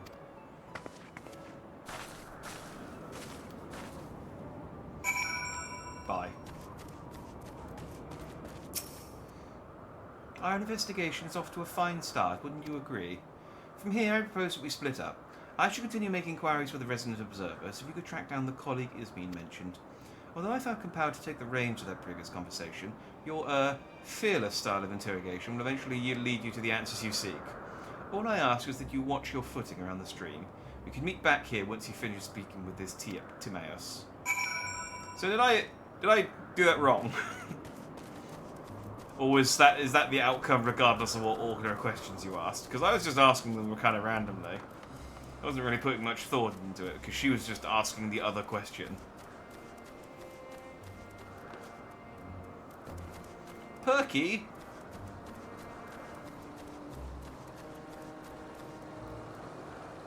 Nice mount.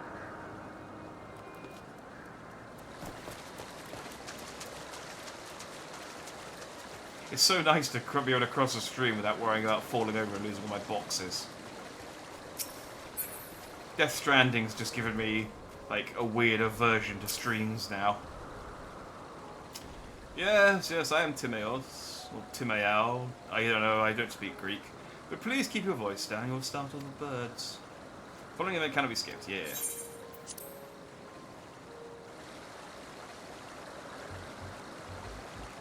So, what does he wish to speak about?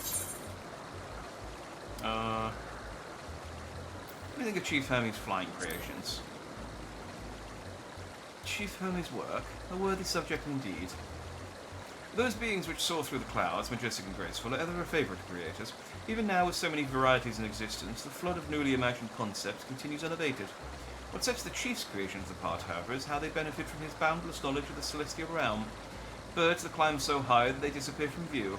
Others which traverse the boundless sky in moments, and all without riding the currents.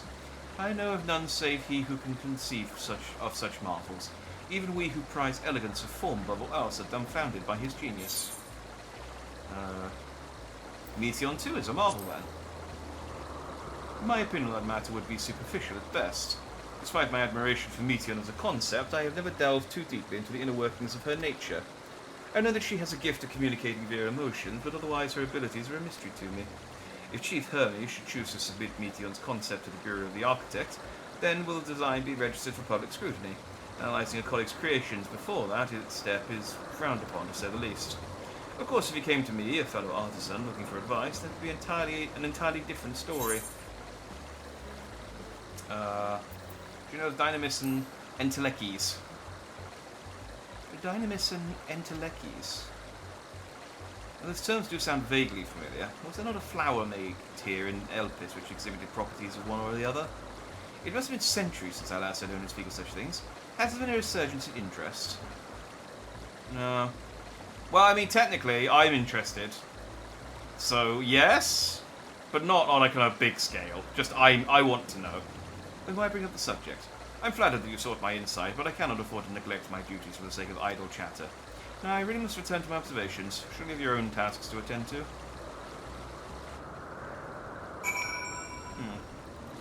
I don't know if I succeeded, but I mean, I also realise it probably doesn't matter. Like, the story's going to progress regardless of what I do. So I'm not that worried.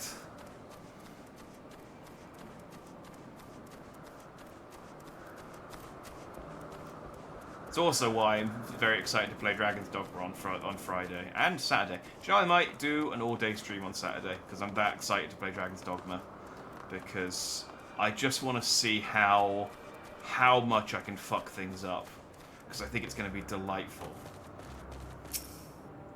Like, in that, the things you say and do actually do matter for quest progression. Back already? That was quick work. You were obviously clever enough to head off any of that rambling Ismene mentioned. So, have you any new findings to share? I see. Even an expert in the field has little understanding of Meteion's capabilities, let alone an awareness of Dynamis. My question resulted in much the same answers. Hermes' colleagues view Meteion as his personal project and could provide no details beyond those which you just told me. Which leads me to believe that the only person with any significant knowledge of Dynamis is Hermes himself. Yes, we've made some progress here. More information is needed if we are to reach any definitive conclusions. Can we not just go and talk to Hermes? Yeah!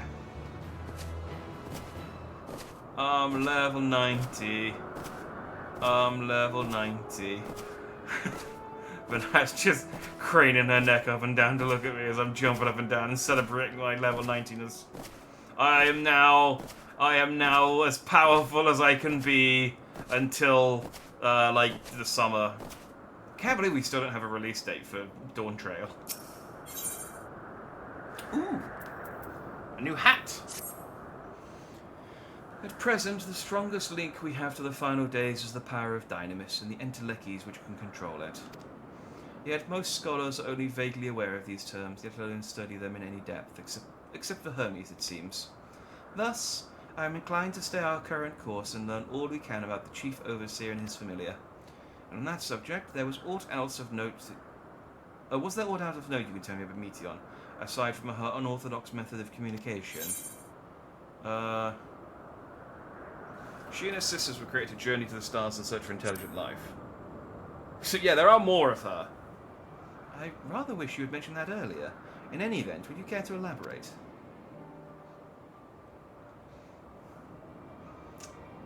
Have you read Superman?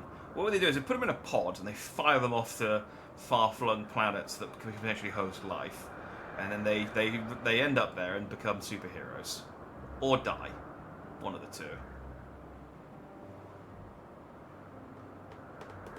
Yeah, it's been a long journey to level 90, but we're finally here. It only took me 3 years.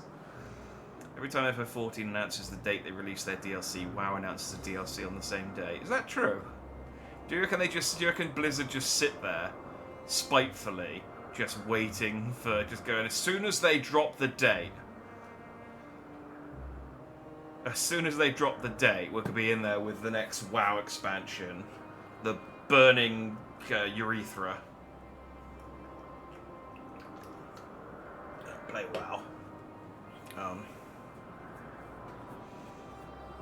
I did see that there is a Dawn Trail thing, I want to say this weekend. I don't know what it is, because they've done all of the fan fests. Is it the Game Developer Conference? Is the GDC still going, or does that have finished for the year? There's something this weekend. I remember seeing someone talking about it, just saying that there could be a release date announcement on the weekend. So that'd be fun. I just want to see what the pre-order bonuses are, because like this earring that I got for pre-ordering Endwalker has done me very, very well. The mount and the minion I don't really care about, but the earring, oh. So these siblings of hers now travel the great expanse in search of deeper meaning. Thank you. Though the mystery at hand remains unresolved, I feel you've touched upon a vital clue, one we should keep in mind as we continue. Next, I promise we take ourselves to... I just saw the name of the thing I have to pronounce. Peripetea Crystalline, not far from here. Just follow the path to the west. I could show you where it is, but I'm going to go somewhere else and do it. I'm going to go and do something else for a bit. I need a break from you.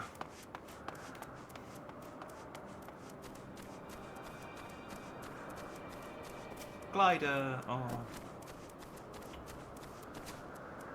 Yeah. was gonna say, I wish I could summon my Chocobo. I can summon my Chocobo. Like, it's... My boy... Oh, no, I can't. He's stabled. Shit. I don't even know why I've got him stabled. I kind of stuck him in the stable because I was hoping that he would just get XP from other people living in my block of flats. Which he does get a little bit. But then I forget to take him out each day.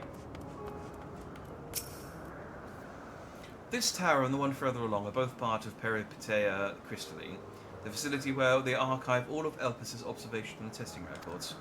Despite how they appear from the outside, the interior is actually a vast area of magically interconnected spaces, which, while fascinating, is not the reason we are here, is it? It's like the TARDIS, then. I shall cut my architectural lessons short and see what those two archivists have to share. If you could find someone to speak with over at the other tower, I shall join you there anon. Take a shot. She said the word. She said the drink word.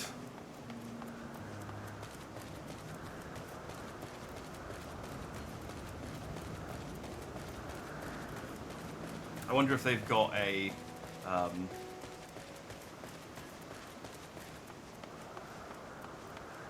allowance for the word anon. Because in Realm Reborn they said it a lot. They said it less in later expansions. Like, look, you get 10 anons per expansion. You're going to have to spread them out.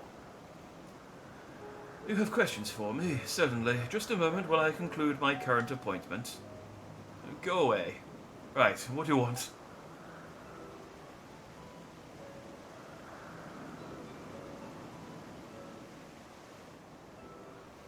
Indeed. So if you could provide a comprehensive log of those behaviours, we should then have sufficient data for our official records.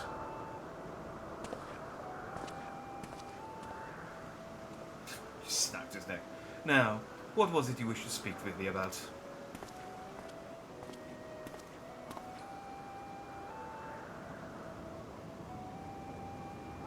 The Chief Overseer's personal research project. And by that, I assume you mean Meteon. Such undocumented studies are difficult to track.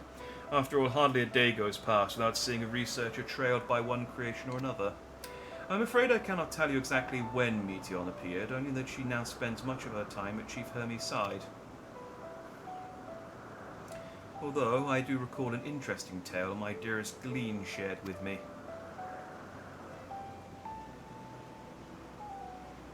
Glean is my partner and a fellow researcher here in Elpis. She was returning late one night when she caught sight of Chief Hermes sending Meteon heavensward. A host of them. Oh, not the one... Yeah, not the one I know. For several days she would speak at that scene with wonder, describing it as one of the most beautiful spectacles she had ever witnessed. That sounds like a story I should like to hear. Pray tell, how is he sending them to space? Oh, he built a giant catapult! Yes. It was majestic. He got trebuchet. He just fling them into orbit. They didn't come back down, so I assume they're in space. Mistress Finar, I thought you had already returned to the surface. Permit me to thank you again for your invaluable contribution to our concept placement proposal. Pray do not mention it. As you say, my original plan was to leave after that task, but I have since become engrossed with Chief Hermes' research. Would you favour me with the retelling of this sight which so delighted your Glean? Well, I've recorded it on my phone. You can just watch. Of course. Or you could hear it from her lips directly if you would prefer. At present, she should be observing a subject in Metabasios Thalassae. She does enjoy her time there, watching the sea creatures hunt and play, gazing upon the salty waters of the world's oceans recreated in such sublime detail. It's like, no, you just tell us. I don't want to go all the way over there. I imagine you must find similar joy in indulging your boundless curiosity, Mr. Svenar, even though such pursuits must continually and regretfully delay your return to the star. Indeed they do. 'Tis a rest well deserved and long overdue, I should think. How greatly have we prospered for the wisdom you accumulated during your travels with Azim. And what would Elpis be without your earlier academic work? The theories you developed served as the basis of many techniques still in use today.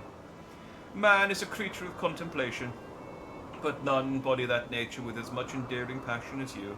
I dare say there's not a soul alive more worthy of a return. I should rejoice the day you depart on your final journey. I will be honoured. That's a weird thing to say. It's like, oh, you're so good. I'll be very sad when you die. It's like, oh, okay, yeah, thanks, I guess. Can we leave? Well, should we take this opportunity to leave with Galeen, to meet with Galeen in person? Then allow me to reconfigure the door to the archives here. It will take you up to the Skyway and spare you the need to avoid hostile concepts on the ground. That would be most helpful, thank you. You know how researchers are, they just have trouble talking to people.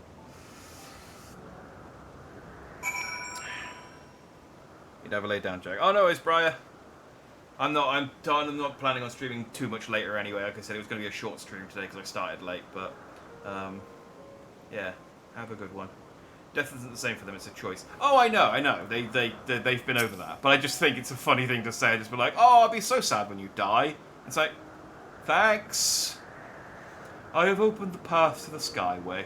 Once you pass through the door, simply walk straight across to the next tower and ask for admittance to the upper tier. Upon arriving at the upper tier, walk straight across the Skyway and you will find yourself at the entrance to Metabasios, Thalasai. Galeen will be eager to share her tale with you, I am sure.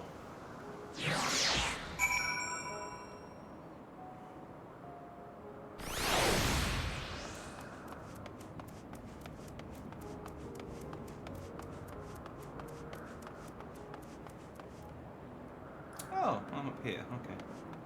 I mean, he did say that, so that makes sense. The fish accomplish their life goals, they choose to die and be reborn. So it makes sense for them, there's a happy occasion. I know, it's still weird, though. Mistress Renar, just passing through. Allow me to prepare the path. If you need further assistance, there is always an observer or two out in the upper Skyway.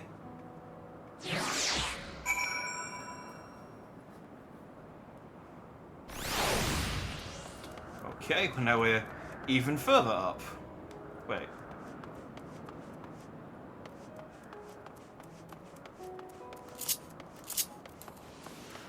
Oh no, we're just on a different section.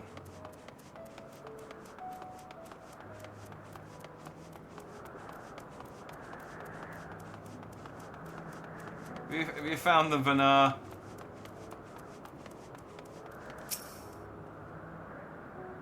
Mistress Vanar, I was not told to expect that we would have prepared an official welcome. Please, there is no need for fanfare. I only wish to speak with Galeen, if that might be arranged. Yes, Galeen, of course. I will inform her immediately. Oh, but she may be engaged in a testing phase. You could be in for something of a wait. Should I let her know your business is urgent? But that won't be necessary. This lovely view will keep us occupied until she is ready to receive us. Yeah. Me and Crystal Mommy can have a chat. Proto-Crystal Mommy.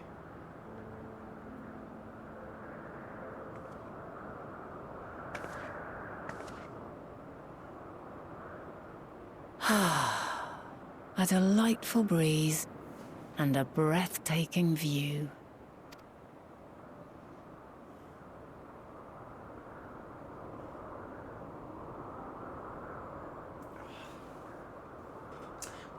What is it like in the future? Is the world still a beautiful place? Back still caused me a bit of grief.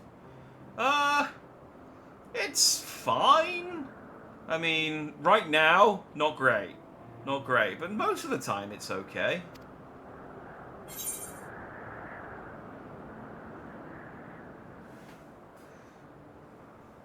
Some parts, yes. Others, not so much.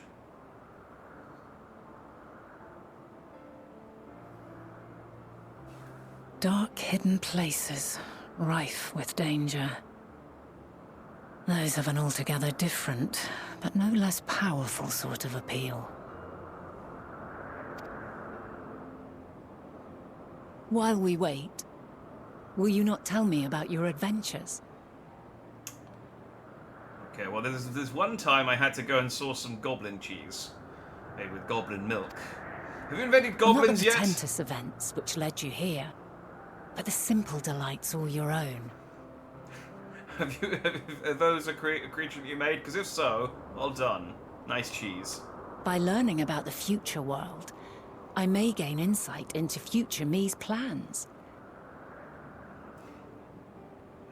The goblin cheese will always be just like, out of everything we do, to fighting gods, going back, visiting other dimensions, traveling through time, the goblin cheese will always be just like, I think, one of the crucial parts of my journey. Not even collecting, like defeating the primals or collecting the Chaos Emeralds, it was really just the goblin cheese. But Really more left than that, an indelible I have mark. an interest simply as a fellow traveller. Short of going somewhere oneself, there's naught more stirring than hearing another's account. Yeah, maybe when Final Fantasy XIV finally ends, the Warrior of Light will write a book.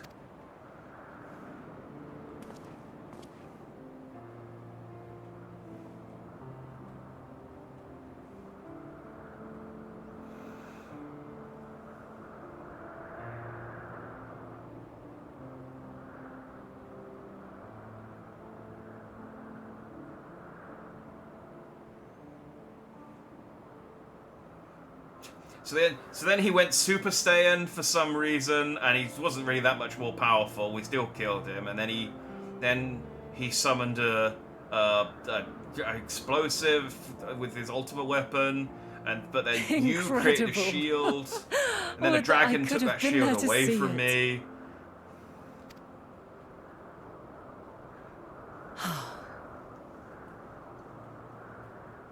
Yours is a harsh and unforgiving world. Yet in spite of this, your brethren hold fast to their virtue. I want to do. It's a video series that I've had in mind for a while, but I just haven't.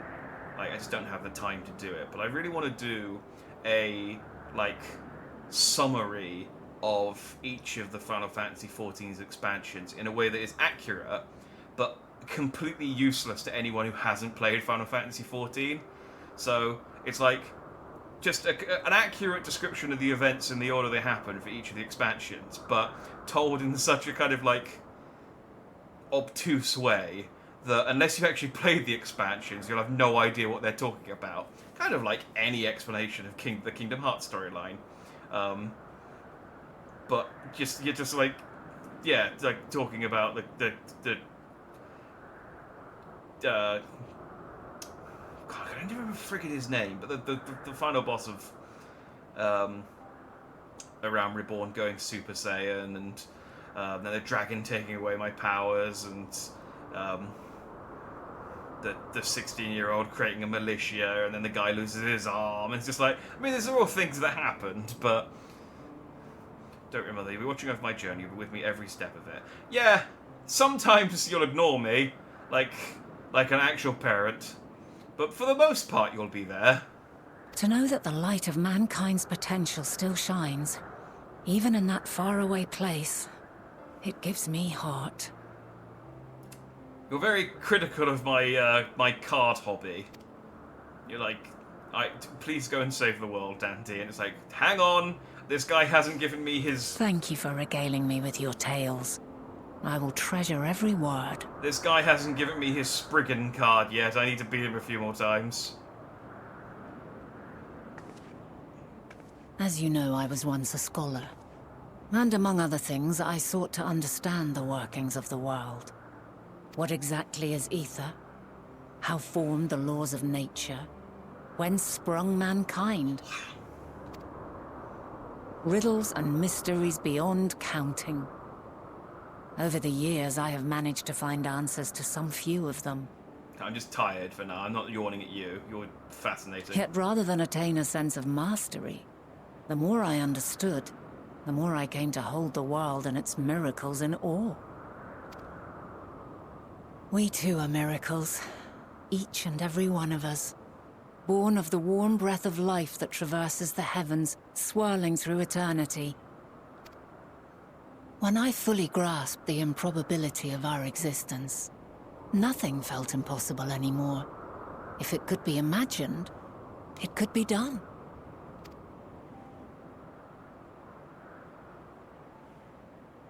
A passion swelled within me. An epiphany dispelling all preconceptions of what was natural and true. And a presence without. Immense, yet intimate. Fate, perhaps, holding us in its tender embrace. As reassuring as it was intimidating. How keenly aware I became of creation's fragility, built as it is upon precarious happenstance. I was overcome with an irrepressible urge to know the world more intimately, to hear its voice, feel its breath.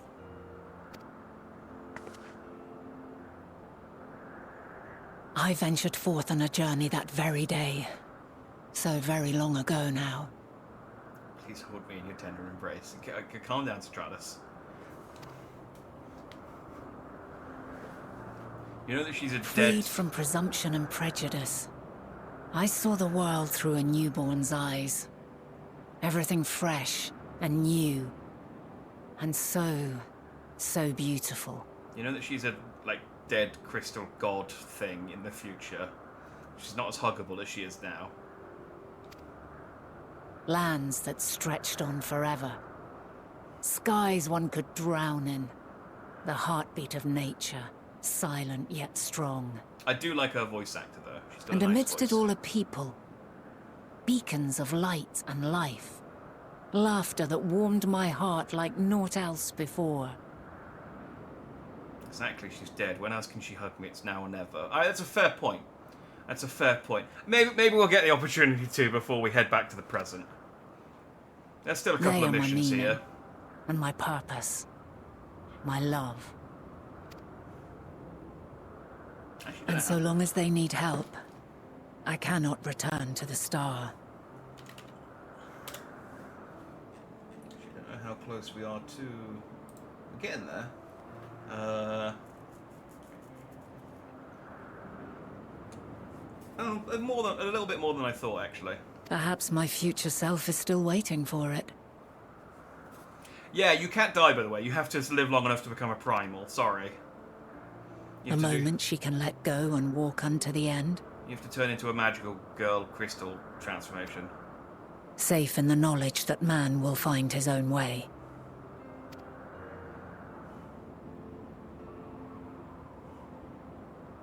You, who are our future, tell me this, and tell me true.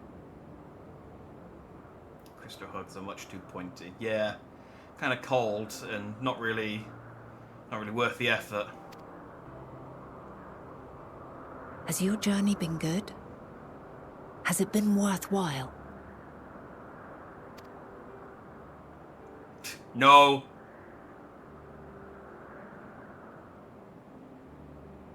Just straight up, nah. It sucks. I don't get paid anything.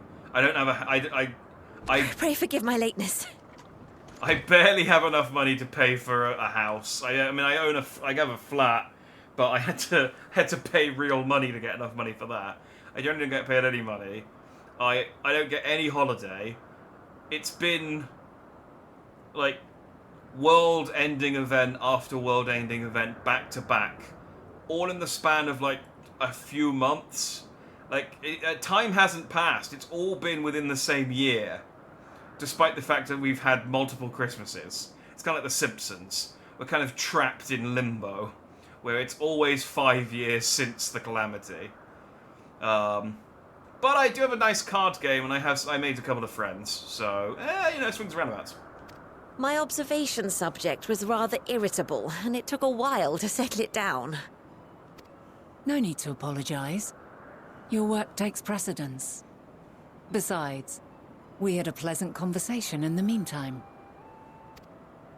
You're too kind. Now then, I'm told you wished to ask me some questions. Indeed. I've an interest in one of Hermes' creations.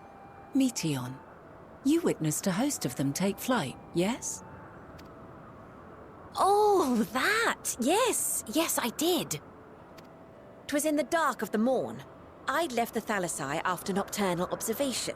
There he was, flinging them into the sky with his trebuchet. As I walked along, I spied a bright light climbing high into the southeastern skies. Then, in an instant, it was gone. Like a shooting star, only rising rather than falling. So wait, if he sent these meteons out to find other worlds, are they potentially still out there in my time? Just like either on another planet, kind of just existing, or still trying to find other planets? But then another shot up. Then another, and another. Intrigued, I made my way to the edge to investigate. And who should I spy on an isle to the south but Hermes and Meteon, the Metea, rather. There were lots of them, and I realized they must be the shooting stars that I'd seen. A dazzling spectacle indeed. Have you spoken with Hermes about this?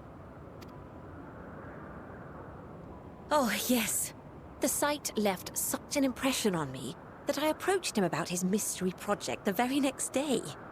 Alas, he said that he couldn't reveal anything just yet, that he needed to conduct further tests. It shouldn't be long now, though. He often returns to that isle, and I have a feeling he's nearing a breakthrough. Or a breakdown. 50-50, one or the other.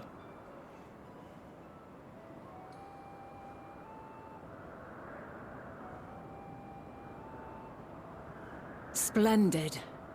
We are likewise eager for the details. Well, that is all we wish to ask. Thank you for taking the time to indulge our curiosity. You're very welcome. It's always a pleasure to speak with other inquisitive souls. Oh, and will you be descending now? If so, I shall link the doors for you. It's alright. Please. I've got my Warrior of Light ankles. I can take the jump from here.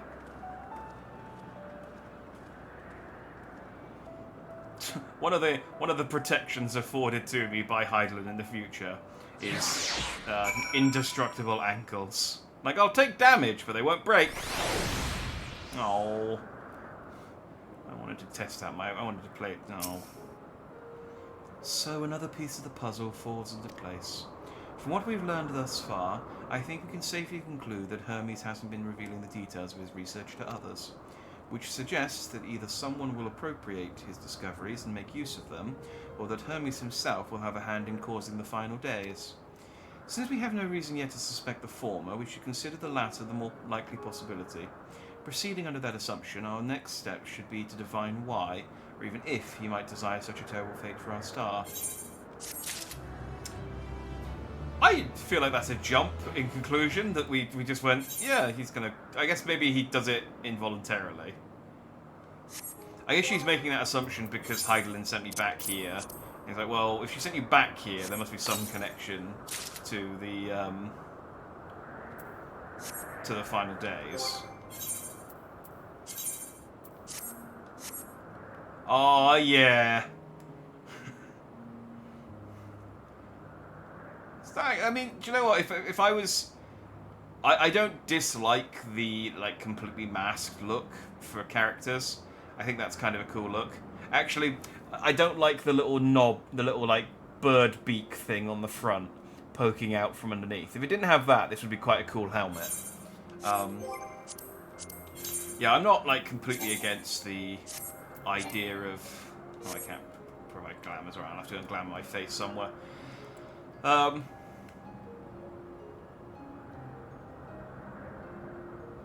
I like her Japanese VA even better. I'll have to give her a listen. I like her English VA. She's got quite a nice, I don't know, breathy voice. And you know, Heidelin's nice to look at.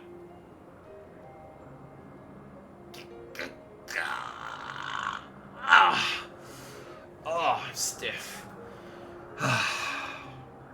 Not in the same way you are, Stratus. Yeah, we'll call it there. I did say today was going to be a short stream because I started late, but I wanted to do the seasonal quest so I didn't miss it. And I also wanted to make another little dent into Endwalker. We got a bit of we did another like 3-4 quests. Yeah, like 3 quests I think we did. not much, but next Wednesday I'll see if we can. Well, if not finish. Well, no, I reckon because there's one, two, three, four, five, six, 7 quests left in this section of this like past section of the game, and one of them includes a dungeon. So, I reckon it will be like a proper full stream next week. Plus, next Wednesday, I actually have Thursday off work, so I can probably stay up a bit later on Wednesday. However, Wednesday is then now my Friday, and Fridays are always a problem because it's like I have to try and get all my work done before. So I don't have to I can stay up later because I don't have work in the morning, but I also have a busier day because it's my Friday and I have to get stuff done because I've got a 5-day weekend because of Easter. Ah, yeah. Sure, it's a lot of characters in anime are like, that'll do it. I wonder if she's. Because anime I do watch. Not a lot of anime, actually. But. Actually, I won't. I was going to search Vana, and then I was going to go click on her, Wikia entry, and then see who. And then see who voiced her. But then I realised, actually, that's a good way to get a spoiler. So let's just search for Japanese VA. Kikuko Inoue. What have you done, Kikuko Inoue, that I know? Let's go down to some modern stuff.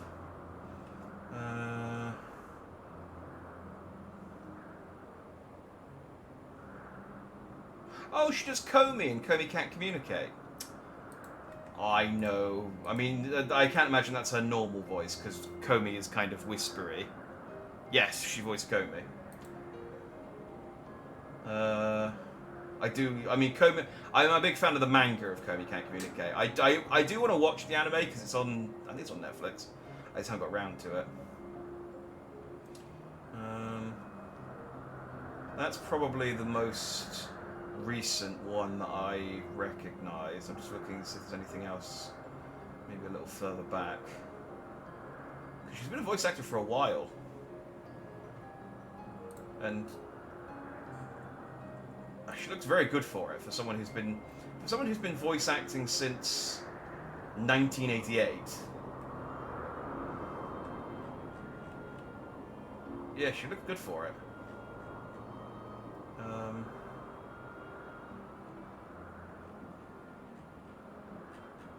Oh, what video games has she done? Okay, well, yeah, Vana Heidelin, we know that. Oh, she voices Amelie in Death Stranding in the Japanese version. Interesting. I mean, I'm playing it in English because it's an English game primarily, I think, but is there a game that I've played in Japanese recently? The thing is, I haven't played any games in Japanese recently because they've all had English dubs.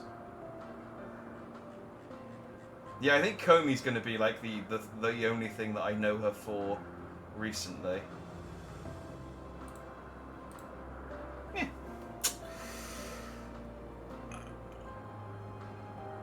Oh, yeah. Yeah, so yeah, that Hatching Tide Little Ladies Day event sucked, but you know, happy to have my new Gobu mount. That's because I mean I don't actually have the original Gobu mount, so it's nice to just have a Gobu mount now. Even if it's a little, yeah. Let me just switch back to my. There we go.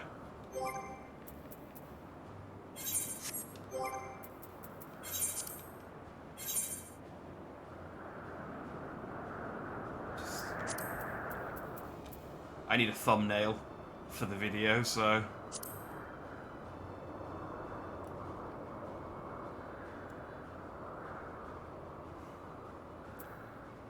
I feel like this shot.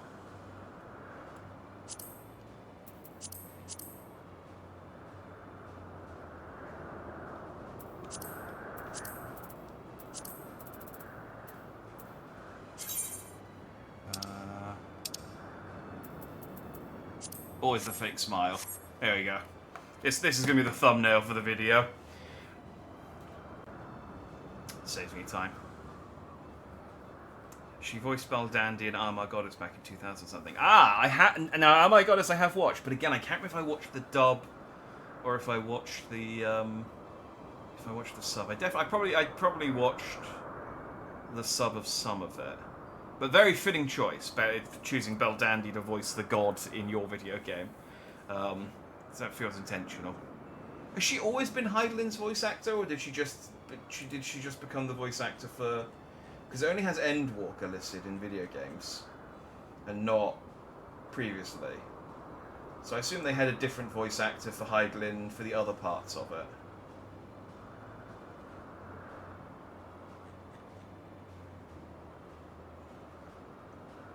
Because they've only got Endwalker listed. So I guess the think, feel, listen, whatever voice that she has in other parts was someone else. She's Lust in FMA Brotherhood. You know, I've never watched that. I watched a little bit of the original Full Metal Alchemist. I never watched Brotherhood. Again, it's another one of those ones it's on my sort of to-do list, to watch list, because people have always said it's a really good adaptation of a really good series. And it's only like 30-something episodes long, so it wouldn't even take you that long to watch. But I'm so bad at just like actually watching anime. I still need to watch Mob Psycho Season 3. And I friggin' love Mob Psycho. I binge watched Mob Psycho Seasons 1 and 2 pretty much in one day. Which is part of the reason why I'm so bad at watching stuff, because I feel like I need to set aside like a big block of time to watch every episode, because I'd just be like, I know that I'll want to watch them all back to back.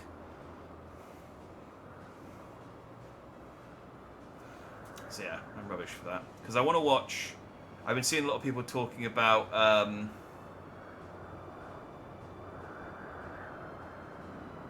Eating in the Dungeon, or whatever it's called. But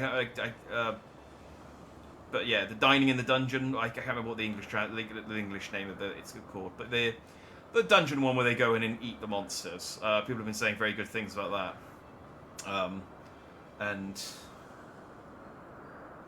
Sungwon is one of the voice actors in that, who I do really like. Have you watched The Duke of Death and His Maid? No, you've recommended that to me before as well. I know I've seen the manga, but I haven't read any of it. But I took note of it because I remember you recommended it before, and it's one of those ones that I was like, when I'm in the mood, I will read it. But I just need to be in the mood for it.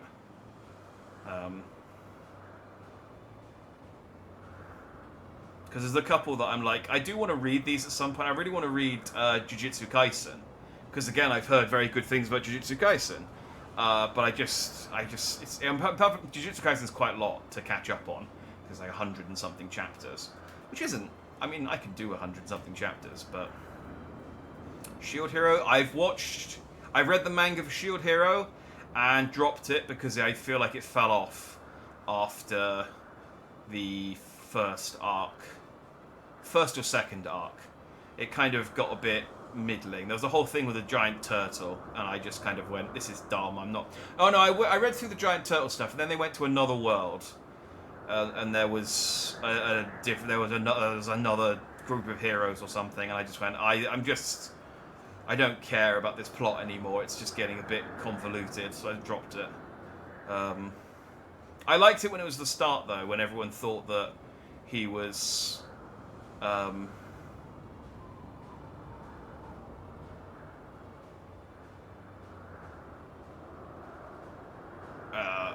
asshole, putting it lightly. The Ancient Magus' Bride. No, actually, no, I think that was the one you recommended to me. The Ancient Magus' Bride, not the Duke of Death. I have heard of the Duke of Death and His Maid as well. Like every anime she voices you've expertly avoided. Yeah, I don't watch... The thing is, I don't watch anime. What I do is I watch clips from animes that I've read the manga for. To watch bits from the anime... to watch bits from the manga that I recognise. So I've been watching clips of Freyren. I know it's Sosen no Freyren is the Japanese name. I can't remember what they call the current titles. Freyren of the Tomorrow or something. I can't remember what they called it, but Freyren. Not a weeb. I am a weeb. I'm a manga weeb, not an anime weeb. I read so much. I read so much manga, and then I just like to watch clips of the adaptations just to see how they're doing. There's currently an adaptation of Sengoku Yoko. I friggin' love Sengoku Yoko. That is a top tier manga. Perfect length, perfect character. It's got my favorite type of character, which is the weak guy who gets shit done anyway. Which is basically my favorite guy, like Usopp. Shinsuke in Sengoku Yoku is just my favorite kind of character in that sort of thing. And that's been adapted, and I've been watching clips of like the key moments that I remember. And yeah, same with Freyren, same with the Apothecary Diaries. Again, I've been reading about Mao Mao and Jinshi, and watching the clips. Because the thing is, Crunchyroll posts clips of all like, oh, my capture card died. Crunchyroll posts clips of all like the key moments, so I just watch those when they get recommended to me. Yeah, I don't know what's wrong with my capture card. I think it's overheating. It's... I don't know. It might be an excuse to buy a new capture card. Because I have been thinking about this. Like, I have an Xbox One. I have an Xbox Series X. I have more hard drive space now, and I have a PS5. But I'm still streaming at 1080 because the capture card's at 1080. So this could be a good excuse to get a 4K capture card and start streaming at 4K. Because I imagine this game looks a lot nicer in 4K, apart from anything else. And I am playing on a 4K monitor, but I'm playing on a 4K monitor at 1080, so it's all a bit blurry. Overeating seems like it might be stress eating. Yeah, it's the stress of having to watch me play video games all day. But yeah, it's just I mean I've had this capture card for 7 years. I think we figured out. I got 2017. I think I bought this. So I've used it a lot. So it wouldn't surprise me if it was starting to actually like fail. It still works for the most part. But yeah, yesterday I was playing Death Stranding, and it was copping out like every 15 minutes. I realised though where I had it, the exhaust from the PS5 was blowing right on it, and so it was like properly overheating. But it's not anywhere. It's on top now, so it should be cold. It's not even really that hot, but it's still conking out. So I don't know. Yeah, but yeah, it might be an excuse to get a 4K capture card. Anyway, let's call it there. It's 20 to 1, 20 to 2 even. No stream tomorrow. I have social obligations. I know. But I will be back on Friday for Dragon's Dogma 2, which I'm very excited for. Depending on how work goes. I know, social. I gotta do it. I know it's got to do it. I enjoy playing video games with my friends, so I'm still playing video games. I'm not doing anything like drastic. You know, it's not like I'm going outside or anything like a normal person. No, I'm just playing video games with my friends. Still playing Power World. But I'll be back on Friday for Dragon's Dogma. I'm very excited for Dragon's Dogma to the point where I might try and start at work early so that I can log off early, so I can play Dragon's Dogma. A bit earlier, because I guess I could wait till 8, but we'll see how Friday pans out. If Friday pans out in a way that allows me to start early, I will start early because I'm excited. I'm excited to have Sir Dandelion and his giant 7-foot-tall cat lady friend that I have made. The character creator in Dragon's Dogma, the taller and more muscular you make your character actually affects their weight. So I have just made not quite the heaviest, but I have made an incredibly tall, heavy Catwoman to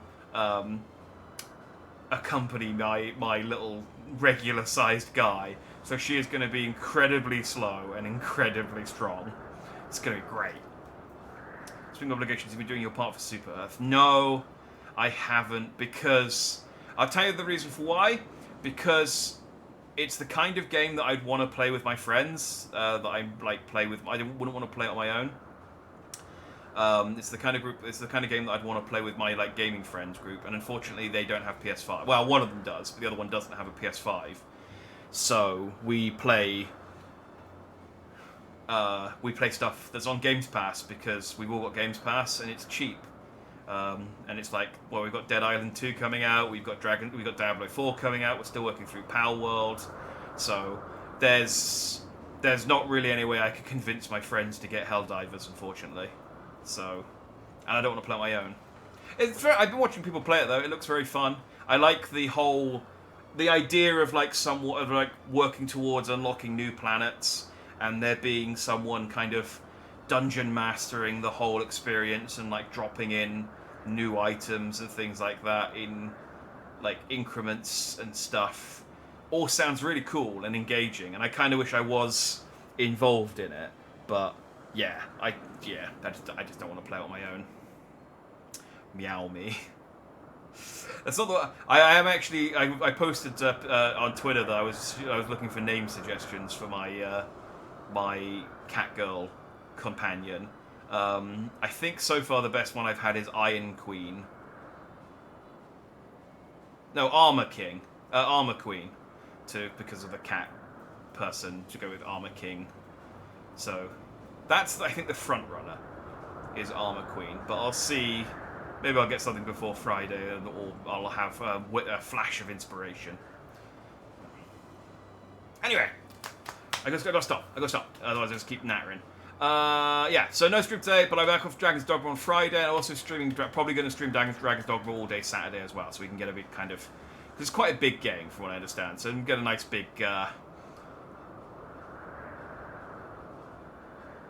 Head start. I couldn't think of the word then. It's late. Thanks for watching. We'll be back with Final Fantasy XIV next week as well. Circumstances withstanding, but it should be. We'll try and finish off. The past. Yeah. So yeah. Have a good night. See you next time. Bye bye. Bye bye.